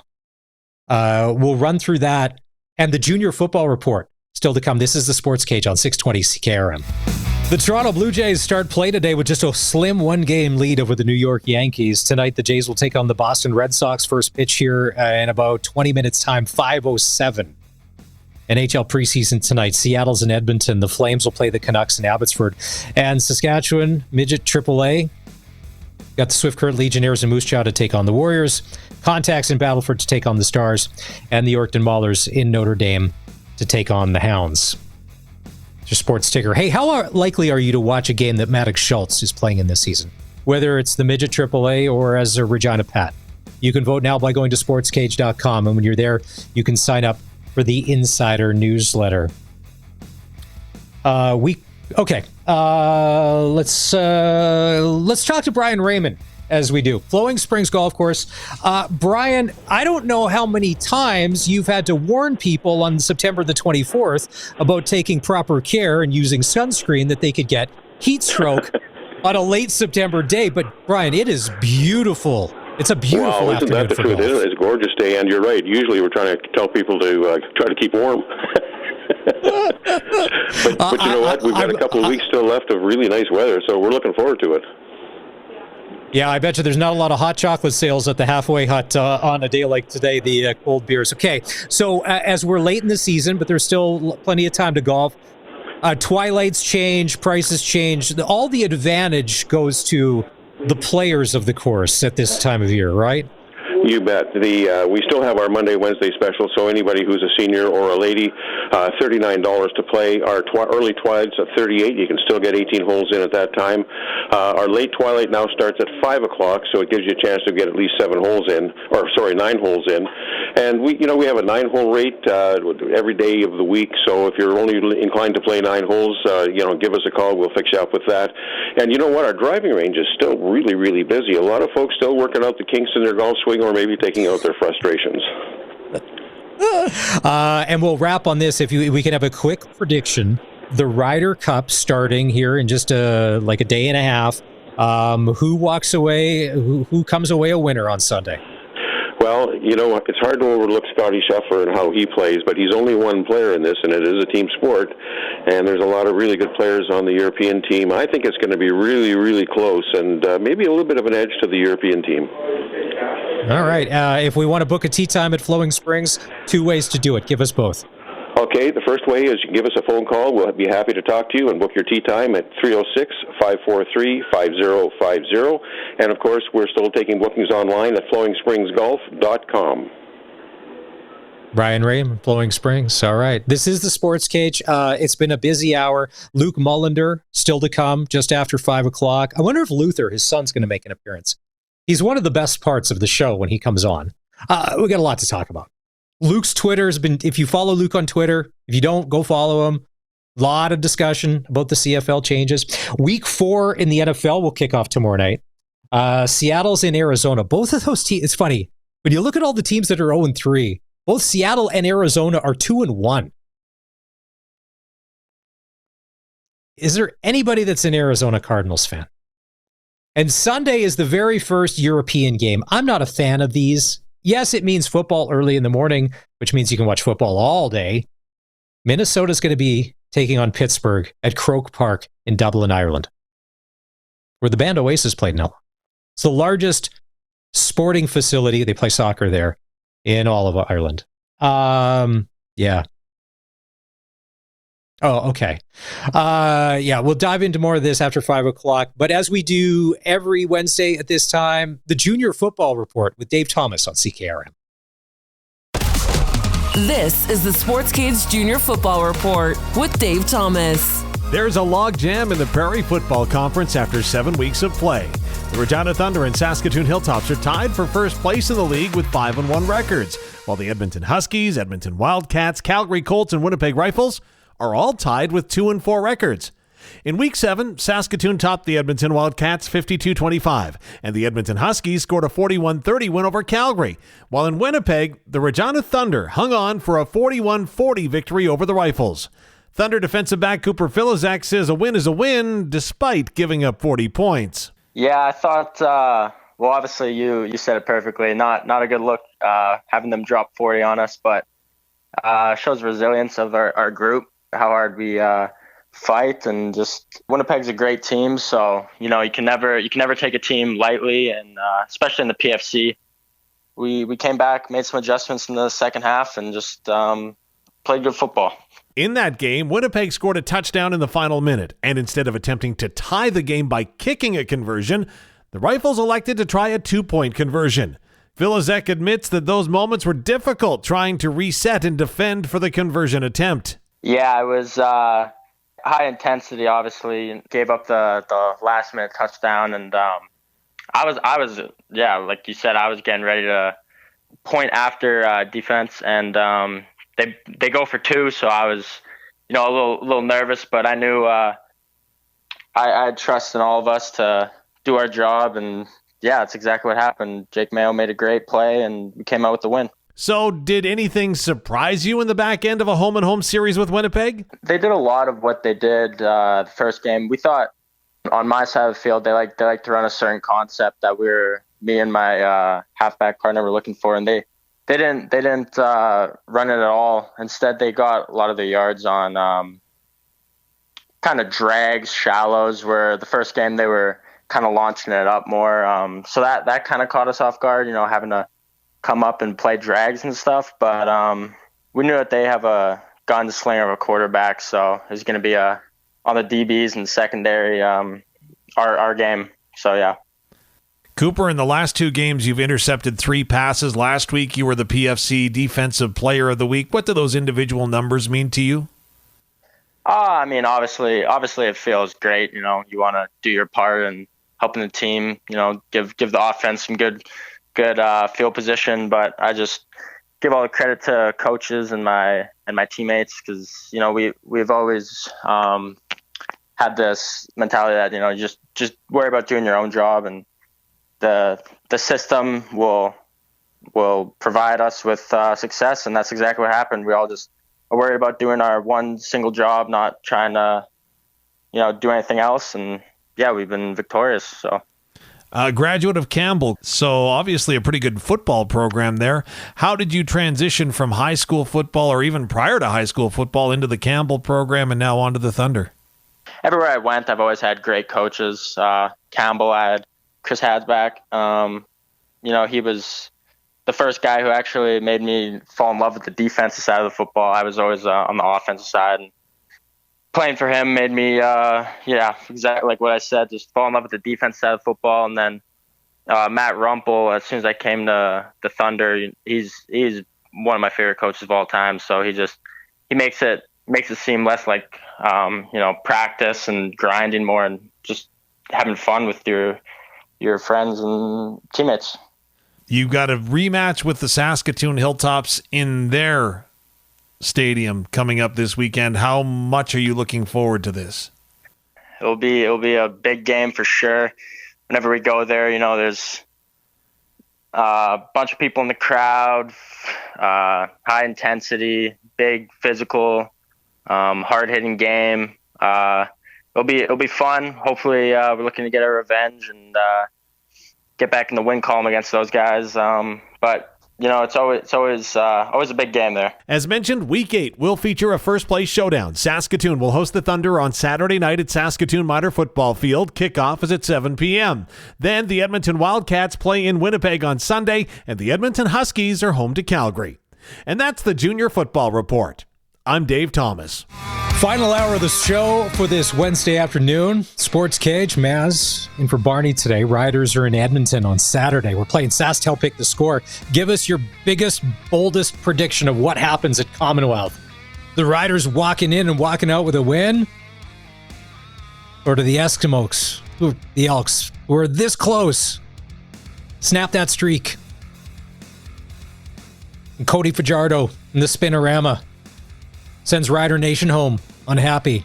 First name, last name, and the score to 306-936-6262 on the Prairieland Rentals text line. You can win tickets to an upcoming game, and there aren't many left, and a $200 SaskTel gift card. We know you got a cell phone bill. Let us pay it. And if it's more than $200, you probably shouldn't have a cell phone because you're not using it responsibly. What are you doing? Get a better data plan. Still to come on the show, AJ Ouellette, Saskatchewan Roughrider. We'll hear from him. Dave Thomas had a chance to chat after practice. And the Vancouver Canucks did something the other day in their arena. They've never won a Stanley Cup. If you're a Canucks fan, maybe you hang your head in shame. And if you don't like the Canucks, you're going to chuckle. We'll get to that before the end of the show. All right, let's go out on the Western Pizza Guest Hotline. He is the color voice of your Saskatchewan Roughriders on the broadcast team with Dave Thomas. He's Luc Mullinder. And ever since the big announcement from the commish on Monday, a lot of people, especially on social media, because everybody's got an opinion and a Twitter account. So why not take to it and show everybody how smart you are? Luc, how you doing? It's been a busy 48 hours, hasn't it?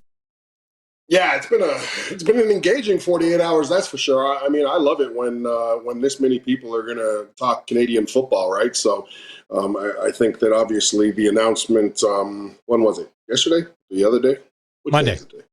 Yeah, Monday. It's Wednesday. Yeah, me too. Yeah, I have a tough time. I lose track of days. Yeah, the announcement Monday. Obviously, I'm a big fan of some of the changes, if I'm going to be honest. And I think that's when you're putting the goalposts at the back of the end zones. Obviously, the biggest thing is, we're not going to see, or we're going to see, limited run backs, right, that make the Canadian Football League so popular. When you look at a missed field goal and somebody running it back, you won't have as many of those, obviously. Now the field goal's got to start get kicked short.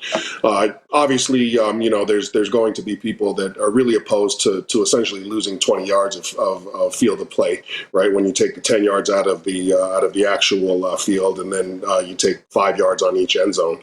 But I think that the commissioner's comments resonated with me a little bit when he was talking about, especially about the end zones. I think that Saskatchewan specifically, and the people out west, who obviously the CFL is more of a hotbed, they're not playing in Montreal 2-3 times a year, and I don't think that they see the corner of the end zones as annoying as some of our Hamilton Tiger Cats would probably tell you, or the Ottawa Red Blacks, who I'm sure have had a corner route or two cut short in terms of the thing, right? So, and that's what made it comical. It is because that Toronto's, the end zone, it's not the same as in the other stadiums. Montreal's weird. They can't even paint a full stripe in Montreal for the goal line. I'm like, come on, are the soccer players going to be that bothered if you make it? And then having the teams on the same side, that's Bush League. These are common sense things that, why did it take till Stuart Johnston to say, whoa, let's change this. Stretch that turf. Fix this. Because we can't have it. We need uniformity if we're going to call ourselves a professional sports league. Yeah, things got to be clean, right? I think that the one I'm most interested, to be honest, is the 35-second play clock. I have a lot of scenarios that I have a question about, and obviously not scenarios that lead to like the whole, hey, our team's going to be able to kneel out the clock from now on and take away from the experience that is really the Canadian Football League coming down to the wire. Logistical questions around the execution of for instance, I was talking to my neighbor, provincial court judge today, if there's a late flag, right? Like, how does that impact the clock that's already running, for instance, right? But I completely agreed with the commissioner when he talked about it is inconsistent when you talk about the 20-second play clock. I've been up in the booth a ton of times, especially this year. I've always, I remember remarking 2 or 3 times this season specifically saying, wow, this seems to be taking a lot longer than it should be. And then finally blowing the whistle, and then the team getting, meantime, if there's been a little bit of back and forth with the referees, I mean, a team has had a little bit of extra time, especially offensively, to get their act together, right? Get their substitutions in and things like that. So I've got a number of questions around that. And obviously the big one that people are talking about is the modified rouge. I'm really glad that they changed that rule. Somebody who's been a part of this league in some way, shape, or form since 2004, obviously a player and now as a broadcaster. I thought, and actually TSN played the clip. It was burned into my head watching, I think it was the Toronto Argonauts kicker, and he missed a kick, and they showed a clip of him still celebrating and his teammates celebrating a missed kick. And man, I was sitting there, and that's always been burned in my mind. The fact that we could actually let something like that happen. It's like when I see these track competitions, instead of having a podium for first, second, and third, they got 1, 2, 3, and then 4, 5, 6, 7, 8. Right? At some point, we have to stop rewarding failure in today's society. So I'm glad the CFL took action and stopped rewarding failure in our league. I asked the commish on Monday, because I saw that they changed the command center last year mid-season. If they know that the rouge is an embarrassment and that the only way the CFL can go viral is when a rouge incident happens, because the Riders got screwed on it in Toronto, get rid of it now. Who's going to complain? You won't have any of the 9 teams complain, because he even said in his press conference on TSN, you would hate to see a West or an East final or a Grey Cup game decided by this. So if you know this is danger, that this can cripple what you're trying to do, dust it now. Do you think anybody at the Saskatchewan Roughrider organization or any other team would be opposed if they said, okay, the rouge rule's coming in now? If it's a bad idea next year, bad idea now. Just dust it. Yeah, I don't think anybody would be opposed. I understand, though, that there are processes that you got to go through, right? And there are stakeholders that you've got to run things through. So I would agree. I think that if they change it now, great, right? If they wait a year, whatever, it's just he's right. Imagine Monday Night Football. You've got the entire country, and you've got all of the NFL watchers watching in, and Chris Berman goes to, hey, look how a team won a playoff game or the Grey Cup in Canada. Yes. A kicker missed. What? And then he misses. And you're just sitting there, and you have to go into this defensive stance about the Canadian Football League game. I'm glad that's not in. And here's the deal.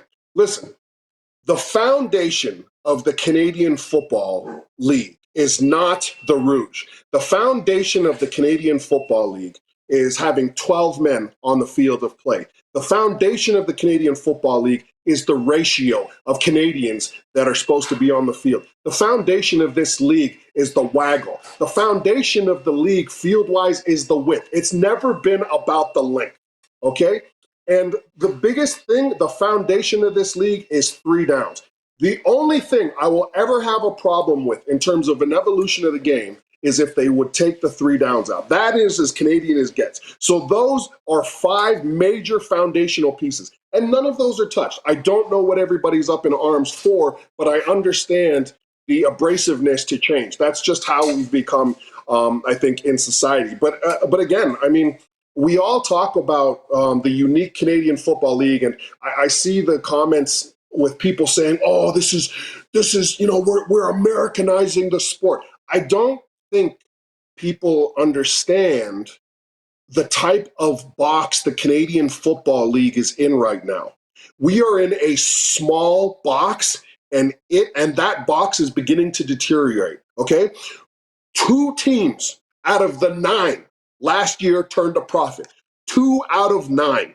Okay, the 10th Winnipeg and Saskatchewan. The 10th team that we want in the Canadian Football League, never happening. It's not happening on the East Coast, especially in my view now on the outside work that I do. I know how the Atlantic Coast now is with those 3 provinces. I don't see an East team ever happening, and I can get into that at a later date, all right?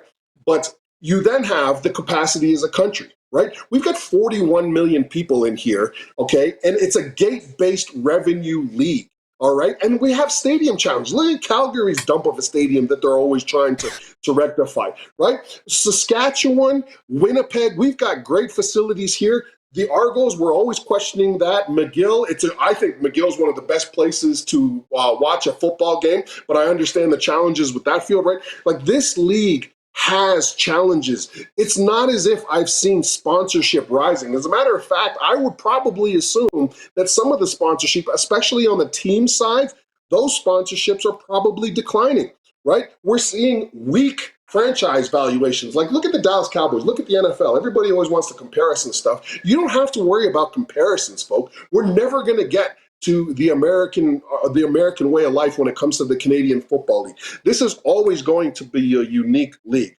right? I think that we just need to understand that we as a league and as fans and as players and as stakeholders and as sponsors and as a business, we are in a really small box, okay? And I would rather go down fighting. I'm not saying the league is deteriorating, okay, to the point where it's not going to exist, okay? But I have a real problem with sitting there and taking the let's see what happens angle, right? I want to fight for this league. And if Stuart Johnson comes in here with the Board of Governors and says, here are some measures that we think are going to be successful, and by the way, let's use big data like all of the other large companies in North America and the world are using, by the way, big data. Let's analyze the data. He said it himself.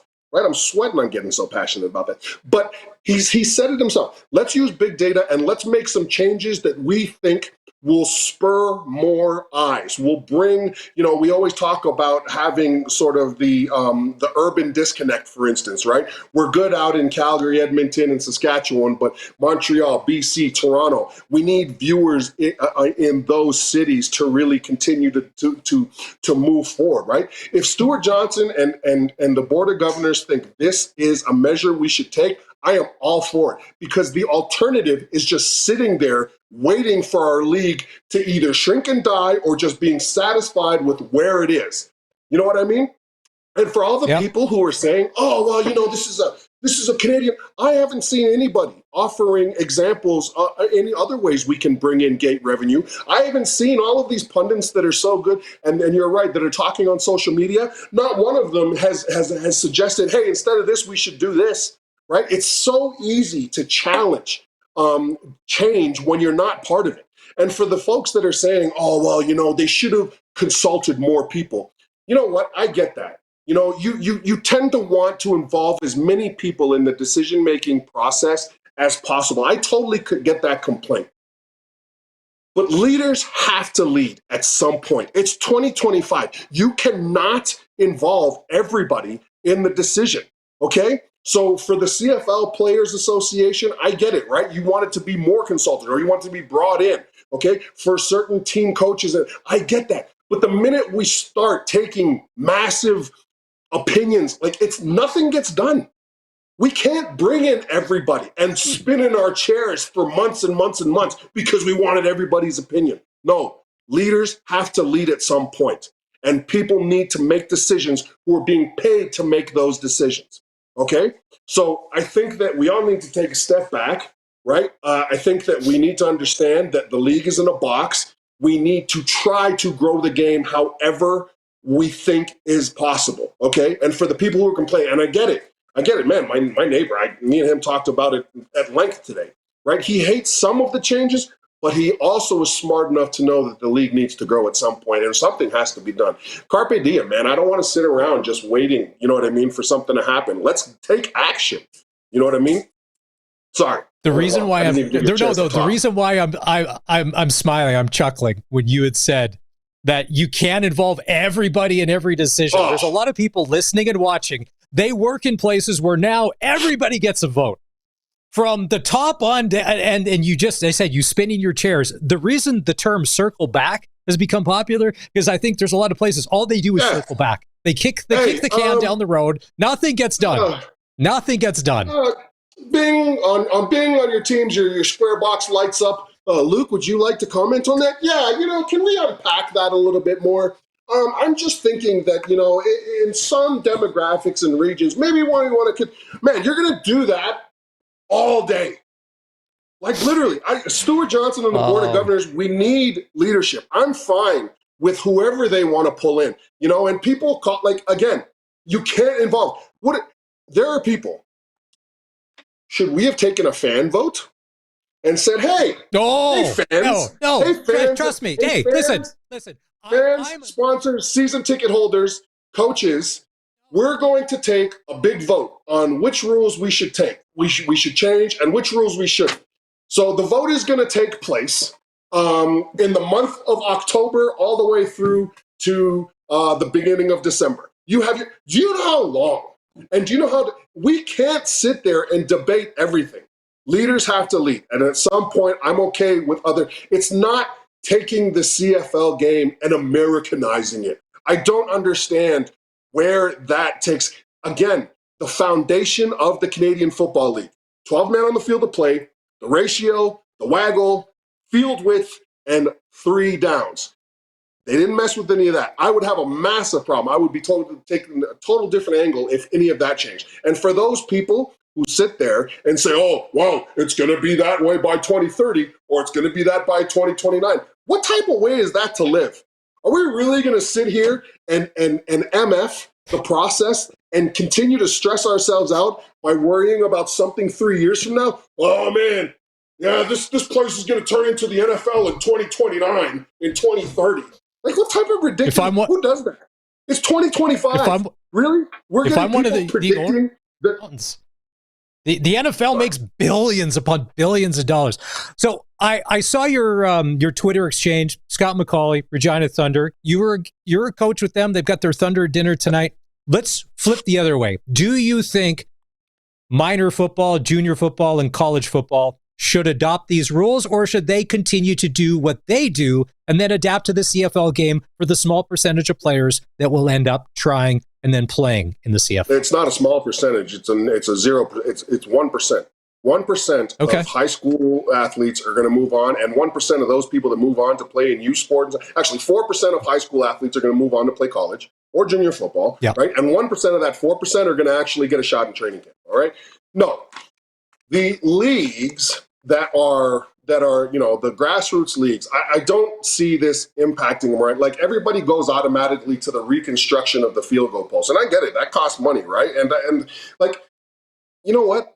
As a former board member, and I wasn't a board member for long on the Football Board of Canada, nobody's on the same page anyways. Like, all of a sudden we're on the same page. So yeah, no. All of a sudden, all these provinces are uniting in this one sort of, it's not the Canadian Football League's job to string the grassroots along. It's the Canadian Football League's jobs to be part of the conversation at times. It's the Canadian Football League's jobs to be to grow the game, whether it's like contributing finances, contributing like coaches to camps and stuff like that. But these provinces, they've got to steer the direction of their thing. So to say, X amount of teams play in Mosaic Stadium. All right. So if you're going to kick a 35-yard field goal, right, for 3 points, why does that matter where the full field goal post? Doesn't a coach just say, hey, we're going to elect to kick it here? Then you go, now the field goal thing's at the back of the end zone, right?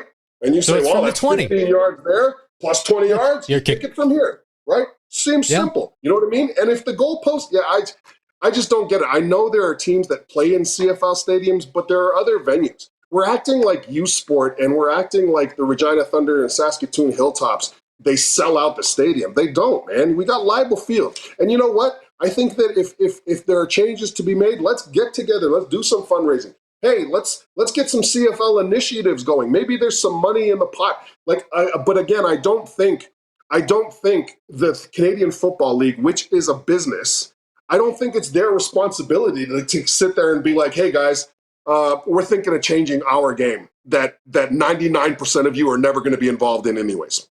I don't see that. I don't see why. Right. Okay. And you know what? The people that are like the American system guys, they come up here. All of a sudden, it's a completely different rules. They seem to get along fine. Coaching matters. Like, let's coach this up. So the whole thing about, oh man, this really impacts the grassroots. We're in Saskatchewan where people play 6-man and 9-man football. The game's already different in our rural municipalities. But you know what? It's awesome because it's football, okay? And the Canadian Football League, if you're lucky enough to get there, then guess what? You're going to get an opportunity, and here are the rules, okay? But as far as the infrastructure to some of these fields go, but I don't see why we need to be in a rush to change anything. I think that you can regulate around it and you can coach around it. It's just the way I feel. Yeah. I don't think when Andy Fantus got his shot to go down south and try out for an NFL team, he said to the coach on the first day, whoa. I'm not used to this fourth down. Whoa. I'm going to probably pack my bags and go back home. I'm not used to this. Hold on a second. Guys, the film you saw of me, you saw it was 3 downs. So those spectacular plays I was making, that was like 2nd and 10, not 3rd and 10. Nobody says that, guys. Come on, let's not overthink of it. Think this thing. The foundation of the Canadian Football League is still there. If this were a pyramid, shout out to Sun Life and their sales technique. But they put it like this: like if this was a pyramid, okay, the reason why the pyramid is so strong is because of the foundation. Okay, and the foundation, again, is all of the things that we've talked about, those 5 pieces. Yes. Those aren't changed. So let's not drive ourselves crazy right now thinking about 2027 to 2030 when it's 2025. How about we get behind some of these changes, we figure out where the positive pieces are, and we attack as a league? There's not 348 million people that we have to broadcast our game to. That's how many people are in the States. There's 41,006,006 people in Canada. That's not a lot of people, right? We're in a box. We're not getting the 10th team. We have to think creatively. We have to figure out where changes can be made. And man, I want to die trying. I want to die trying. I do not want to sit here and let this league peter on the same level. All of our foundational fans, all of those longtime season ticket holders, I get it, man. Change is tough. But at the end of the day, what do we want our league to be? It's not going to be the Americanized or this fake NFL thing. We've tried that in the past. It hasn't worked. We're a unique game. As long as we stick to the foundation of our uniqueness, we're going to be all right. But, man, we got to try, guys. Got to try. Week 17 of the CFL kicks off Friday. Calgary goes to Montreal. Tough place to play. And if Davis Alexander is under center for the Alouettes, it's even tougher. Right. Does Calgary have to prove that they're for real and win this football game? Because they're starting to go in the other direction. Everybody has to prove they're for real right now. This is the last third of the year. This is the final 5 games. Every single team has to prove they're for real. The Saskatchewan Roughriders have to prove they're for real. You know who also knows they have to prove they're for real? The BC Lions. You see the way they're playing? You see the way their quarterback's playing? Oh, I know. I felt so bad for that guy. I felt so bad for Nathan Rourke, man. They mention the changes after practice and then throw them in front of the camera. I mean, what do you expect them? I know. I love it. I would say it too if I didn't know what. Me, exactly. But at least he was honest. I appreciate that. And the part about that is he's the CFL poster child. He's your highest paid player. He's Canadian. He's a quarterback. I'd be like, and then Stuart Johnson, I saw the rebuttal. I would love to sit down and explain to him who was on our football brain trust and go through it with him. Stu's great in a press conference. He can stick handle in a phone booth. I'm like, he's used to doing it with TSN, right? You can tell he's had some tough conversations and some tough announcements being made in TSN. But again, I'm really excited. Again, I'm excited. I can't wait to see how this plays out strategically. I can't wait to see offenses. It makes it tougher, man. For defenses, man, I'm thinking now, geez. That middle of the field. Now that offensive coordinators are seatbelts off, they're not worried about the goalposts and the big thick thing. Man, they're going to be attacking. As a defender, I'm like, man, this is going to open it up so much. Just mentally not having that there, right? So again, we've got to try. At all, you know what? If it fails, fine. You know what? And if all of a sudden in 20 years the NFL buys the CFL, folds us up. And then MLSE gets to say, oh, man, we've got an entire country that's missing football. You should let us have a team. Fine, but at least we tried. At least we tried. Hey, I agree. I'm a little worried about this. I'm a little worried about this Edmonton Eskimo Club on Saturday because they played good football over the past 8 weeks. Cody's being Cody, doing what he does. But it's that run game that's come alive, Luke. And when teams have had success against the Riders, they've been running the football, and I can't imagine that Justin Rankin is not going to see a lot of leather on Saturday. Well, yeah, and you know what it is too. It's the AJ Ouellette problem, right? It's not just Justin Rankin running the ball. It's Justin Rankin's threat of running the ball and Cody being able to, because he's an athletic quarterback. You've got the RPO in play. You've got the play action pass in play, right? You've got bootlegs. You've got all sorts of things that you can do with a mobile quarterback that still wants to look down the field. So I think if I'm Saskatchewan, one of the things that I know they're talking about in their locker room is, guys, we got to finish.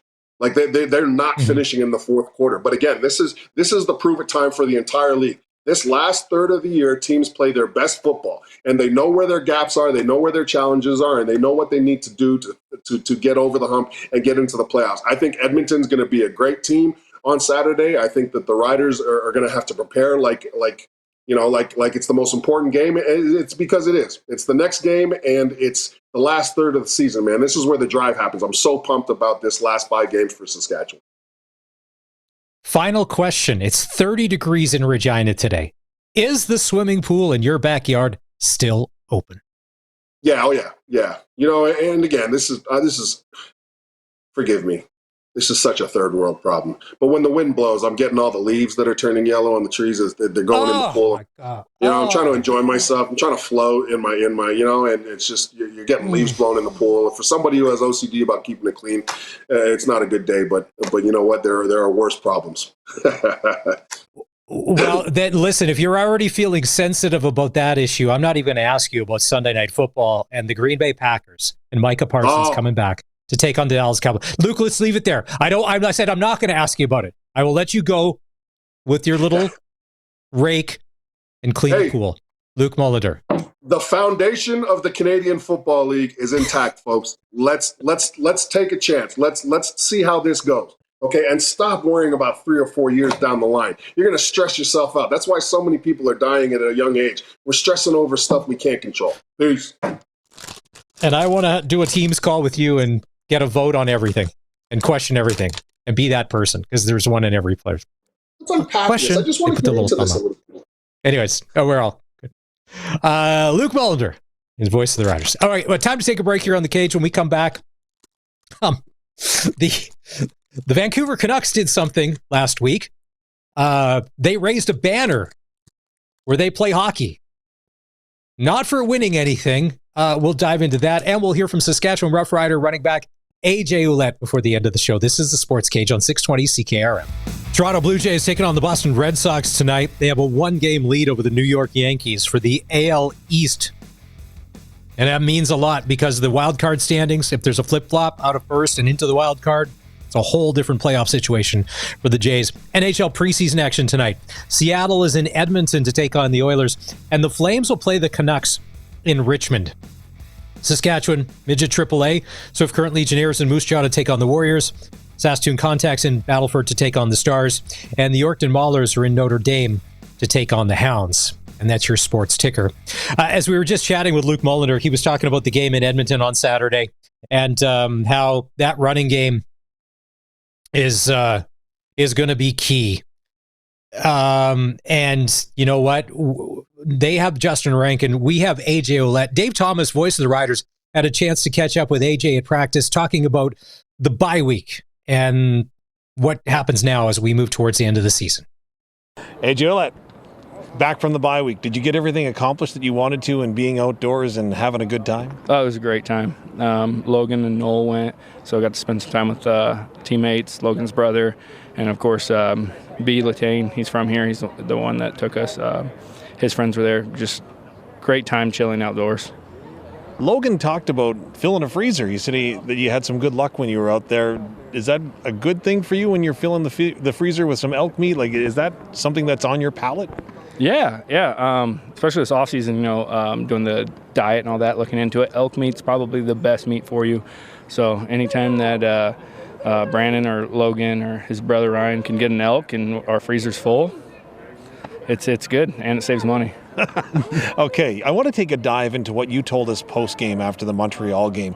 You talked about making sure that this team was ready to peak at the right time. If you speak with an athlete, for example, in athletics, that's a distance runner, they do a number of steps along the way to ensure that they are ready for the biggest stage when it arrives. How does that work for a football team to make sure you peak at the right time? You're making your adjustments throughout season, right? You're changing some footwork, some aiming points throughout the season on certain plays, and then by this back stretch, everything needs to be dialed in. You need to know your assignment without someone telling you what to do, no mental errors, and make sure everything's moving as fast as possible. Is it all about you and not what your opponent is doing at this time of the year, and in making sure that you get to that peak and that eclipse moment? Yeah, so everybody's different, but my mindset and a lot of guys on the team are we just execute the best that we can, and they have to play what we're doing, not us game planning against what they're throwing out there. They can throw anything out there, and we should be able to execute any of our plays. You've been down this road towards a championship before with Toronto. How much of the path is the same with the Saskatchewan Roughriders, and are you where you need to be at this time of year? This team, we've had a great season so far, right? We've got to keep it going. The championship team I've been a part of was ups and downs throughout the whole year. We just peaked at the end at the perfect timing, right? And then the team that went whatever, and I don't even know what our record was at that season, 16-2 or something like that. We had some issues, and we let that kind of cancer the locker room, right? So I think this team won't let that happen. The leaders on the team won't let that happen, and I just feel like we're just going to keep ramping up. This may sound ridiculous then. Is there an opportunity or a concern that you could ever peak too early? Yeah, you can see it across where teams start off hot, and then towards the end of the season, injuries and stuff like that happen, of course, and then they just can't put together plays and string games together at the end of the season. So we got to make sure this next group of 5 is the best 5 of the regular season, so that we're hitting the playoffs hot. It starts with Edmonton. Is it easy to put that Montreal game behind you after the bye week and everything, and just focus on Edmonton and the task at hand? Yeah. We've been studying Edmonton for a while now, so I feel like we're moved on past that last game and just ready to play Edmonton and give them our best. Wes Cates, Luc Mullinder kind of said, maybe we just burn the tape after that Montreal game so we can focus solely on Edmonton. Did you watch much of that game film? Yeah. I always watch games, win or lose. Watch it a little bit more when we lose, right? Because there's a lot more learning lessons in there. So watched it a few times before I left for the bye, and then a few more times when I got back, just to fix some of the mistakes and figure out what looked good out there and what didn't. Do you want to tell me about the rules? Because the kicking for you could be hard. I didn't even know the rule changed. AJ, appreciate your time. All the best in Edmonton. Yep, thank you very much. Well, I think that AJ's... So first of all, if you heard, there's apparently the federal government. It's a good thing AJ went hunting last week, because this week you got to turn in your gun. It's all over the news. Elk. Yeah. Sharky's on tomorrow with Barney. Sharky loves the game. Not me. Anyways, it's funny. If there were some positives from the Montreal game, they were able to get some yards. It just didn't turn out. In Edmonton, could be a different story. I know one of the things, a lot of Rider fans have been looking forward to this. Sam Emilus, hopefully, and the way it's looking and it's trending, returning to the lineup this weekend. What a shot in the arm that'll be for the receiving core when you get one of the best receivers in the CFL back. And he's Canadian, so that helps with the ratio too. Dave Thomas had a chance to catch up with Sam Emilus after practice today. Sam Emilus, it is great to see you back on the field. How are you feeling, and how great is it to be back? I would say it was a long time coming. Been working, trying to get back and be part of, practice and be part of the team a little bit more. And it feels great. Feels great to be back. If body language is its own unique language, the body language that you have been showing the last couple of weeks is one of determination and one of maybe frustration, and the fact that you're not out there and your body not allowing you to do what you want to do. Is that a proper assessment? Yeah, obviously, you never want to be hurt, and when you get hurt, you obviously have to take a step back and not be able to help the team. Obviously, that kind of affect your mental a little bit, but I have great guys around me, great coaching staff that allowed me to be part of the team, even though when I was hurt, and I just had to do my part and make sure I get back and help them. Where is this team at right now when it comes to an emotional and mental level? Because Coach, to quote him, said, we were pissed off going into that bye week. No, for sure. We always say we haven't done anything yet. We first in the West right now, but that doesn't mean anything. That don't mean you win the Grey Cup by being first. So we know there's a lot of work to do, and we just know that we ain't gonna be satisfied till we get our ultimate goal, which is the Grey Cup. How do you take another step forward towards that this week in Edmonton? What does this team need to do? Correct our mistake that we did against Montreal. I would say, obviously, use that bye week to refresh and finish the last segment of the season on a strong foot and the right way to make sure we get aligned with our goals. Was it harder to get refreshed and maybe let football go during the bye week the way you went in after that loss to Montreal? Obviously, losing kind of linger the bye week a little bit. Obviously, that's all you think about because you can't really make out for that loss. You got to wait an extra week. But I think we're gonna use it as a motivation, as like being level-headed and make sure that hey, we lost, but we still got 5 more games to play this season, and after that is the playoffs. So let's use this to get ready for that time. A lot of times your teammates will say, we've got to make sure that we match the intensity and the physicality of the opponent that we're at. Some would suggest Edmonton's a little bit desperate as well. Do you need to match that desperation to find success? It's a good question. I would say we got to match the desperation. I would just say we just got to play our football, our brand of football, which is physical, have high intensity, and we'll be all right. We never go in the game thinking about the other team per se. Obviously we're gonna do a game plan against them, but as far as like being intense and having energy and make sure we play the right way, it's all about us first, then the other team. Bring it back to body language. There's a lot of it. You can see you smiling when you're out on the field right now. It's great to see you back there, and all the best. Appreciate you. Sam Analyst back in the lineup this week. How about it? What about a $110? Couple of touchdowns. That'd be a nice welcome back, wouldn't it? You can hear it in his voice. But being out of the lineup is not awesome. And he's not a loud guy. In any interview you've ever seen or heard with Sam Analyst, he's kind of like the quiet, I'll just go do my job type. But you can tell emotion. He wants to get back out there. And on Saturday, he's going to have that chance. Edmonton secondary is playing well. Speaking of the secondary, so the tough news. Yeah, we get Sam Analyst back. But Tavon Campbell will not play this game and is probably going to be out maybe longer than this game. Last week, he was out with a head injury. Didn't play against Montreal. That is still there. And he's not going to be part of the lineup Saturday for the Riders. By far, he's been, well, if there's Trevor Harris and AJ, he's been one of the Riders, if not the best player this year. So Benny Sapp has to fill those shoes. Now, those are big shoes to fill. Dave Thomas had a chance to catch up with Benny after practice today.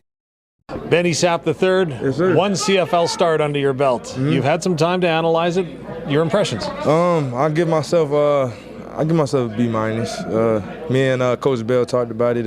He gave me the same thing, so I'm just glad that I'm on the same page with him as far as like where I hold myself accountable on, and I'm just ready for whenever that next start is. I'm gonna be ready for it, and I'm excited for sure. What did you see on tape? Because Luc Mullinder will always say the film doesn't lie, and right. It's never as bad as you think and never as good as you think. No, facts. I definitely feel like the game, we had them in certain situations. I just feel like we just didn't execute as a whole. Honestly, that was really what it was. We beat ourselves in certain situations. But other than that, I feel like we had a good game. We played until the end, and we definitely got those corrections filled out, and just can't wait to get that off tape for this week. Coach Mace, to quote him, said, we were pissed off after that game. Oh, yeah, most definitely.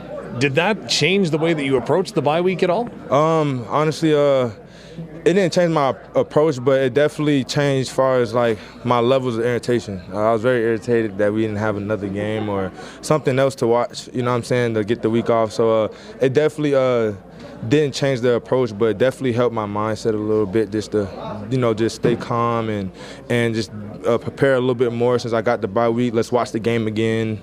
Let's get Edmonton going a little bit as well. And that's really what it did. So it didn't really change like my approach, but it definitely like changed the emotion of the waiting game, after the bye week. You're coming up against an Edmonton team that some describe as desperate, but I would say maybe all professional teams are desperate to get that win every week. Is that a true assessment, and do you just have to match that level? I don't necessarily feel like they're desperate. I feel like they're hungry just like every other team out here in this league. We just got to, put our best foot forward, but we understand, what's at stake. Even though that we clinched the playoffs, we still moving like we 1-0 season. So we know Edmonton's going to bring it because they need to win, and I'm definitely excited for it. Benny Sapp going to be your starting corner in place of Tavon Campbell. Saturday when the Riders go to Edmonton, the text line, the Prairie Rentals text line is feeling a lot more confident than I am about this game. I thought this was going to be our trap game because we were going to beat Montreal. Well, that didn't happen. I still feel this could be a trap game. Edmonton's playing well. They're going to be at home. They've lost a couple of last-second heartbreakers. If they've lost the last two on last-second field goals, they should have won one of those games. Cody's playing well. Run game's working. Defense is getting better. That special teams unit. Well, on the text line, Robert says Riders 32-24. Ed's 36-18 for the Riders. Joseph says 27-23. That's close. Sastel, pick the score. Give us your prediction. 306-936-6262. We need your first name, your last name, and what that final score is going to turn out to be in Edmonton on Saturday. You win tickets to an upcoming game and have a chance at a $200 Sastel gift card. I don't know. If you haven't done any self-scouting of the Elks yet, their D-line is banged up. I think they got 2 or 3 starters out. So, be different. The Riders probably going to be able to run the ball a little easier than if they had a healthy lineup. But I think we're in one on Saturday. The Elks are not the same team that we faced early in the season. They are not the same team. I think that's what we all need to be prepared for. All right, time to take a break. When we come back, we're going to wrap the show. Jays fans, if you don't want bad news, I'm not telling you not to listen, but we'll give you a little update in a bit. It's not great. If you're a Canucks fan, you know what heartache and pain is all about. And if you like to laugh at Canucks fans, you'll like to stick around. This is the Sports Cage on the home of local sports in Saskatchewan, 620 CKRM. Hey, don't forget the Saskatchewan Roughrider Foundation 50-50 prize this week is an Oilers road trip. Maybe this will be your last chance to see Connor McDavid in an actual Oilers jersey this year. You can win 2 tickets to an Oilers game and 1-night hotel or take $2,700 cash. Entry deadline is tomorrow at 5. You can buy your tickets online at riders5050.ca. Tonight, Connor actually will be in the lineup. So will Leon. They take on the Seattle Kraken. Rogers Arena, a preseason game face-off there goes at 7 o'clock. Speaking of hockey, the Vancouver Canucks. They've been quite the disaster off the ice. A bit of a tire fire, if you will. Not a lot going on. You had the JT Miller, Elias Pettersson, everything, and then Tocchet leaves and all that's embarrassing. Well, they don't have any Stanley Cups either, right? Because normally in a hockey arena, when you win something, you put up a banner and then you drop it from the ceiling. The crowd goes crazy and there is all that.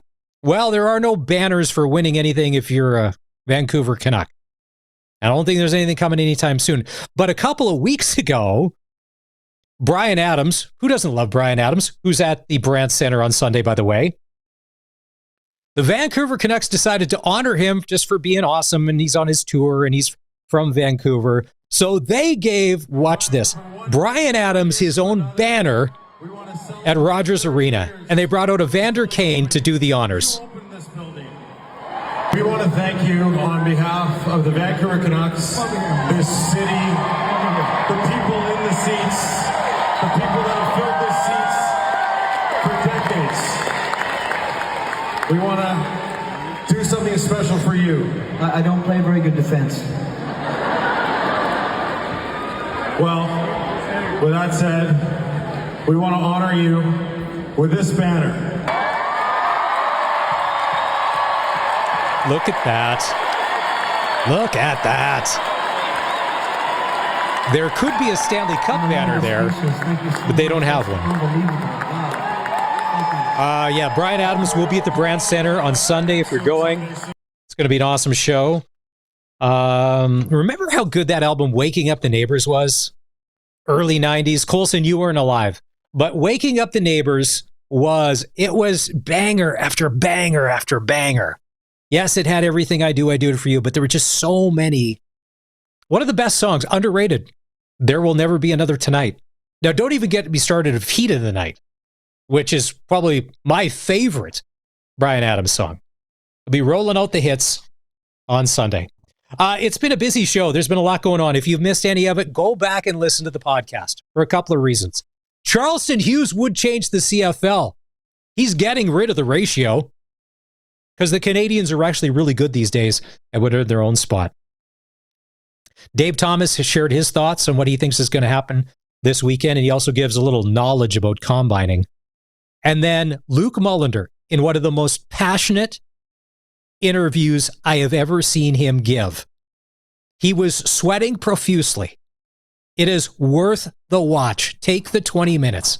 Apple, Spotify, Amazon, SportsCage podcast. Thanks for watching. Thanks for listening. It's Maz here. Barney's back in tomorrow with Sharky. This is the SportsCage on 620 CKRM. Have a nice night.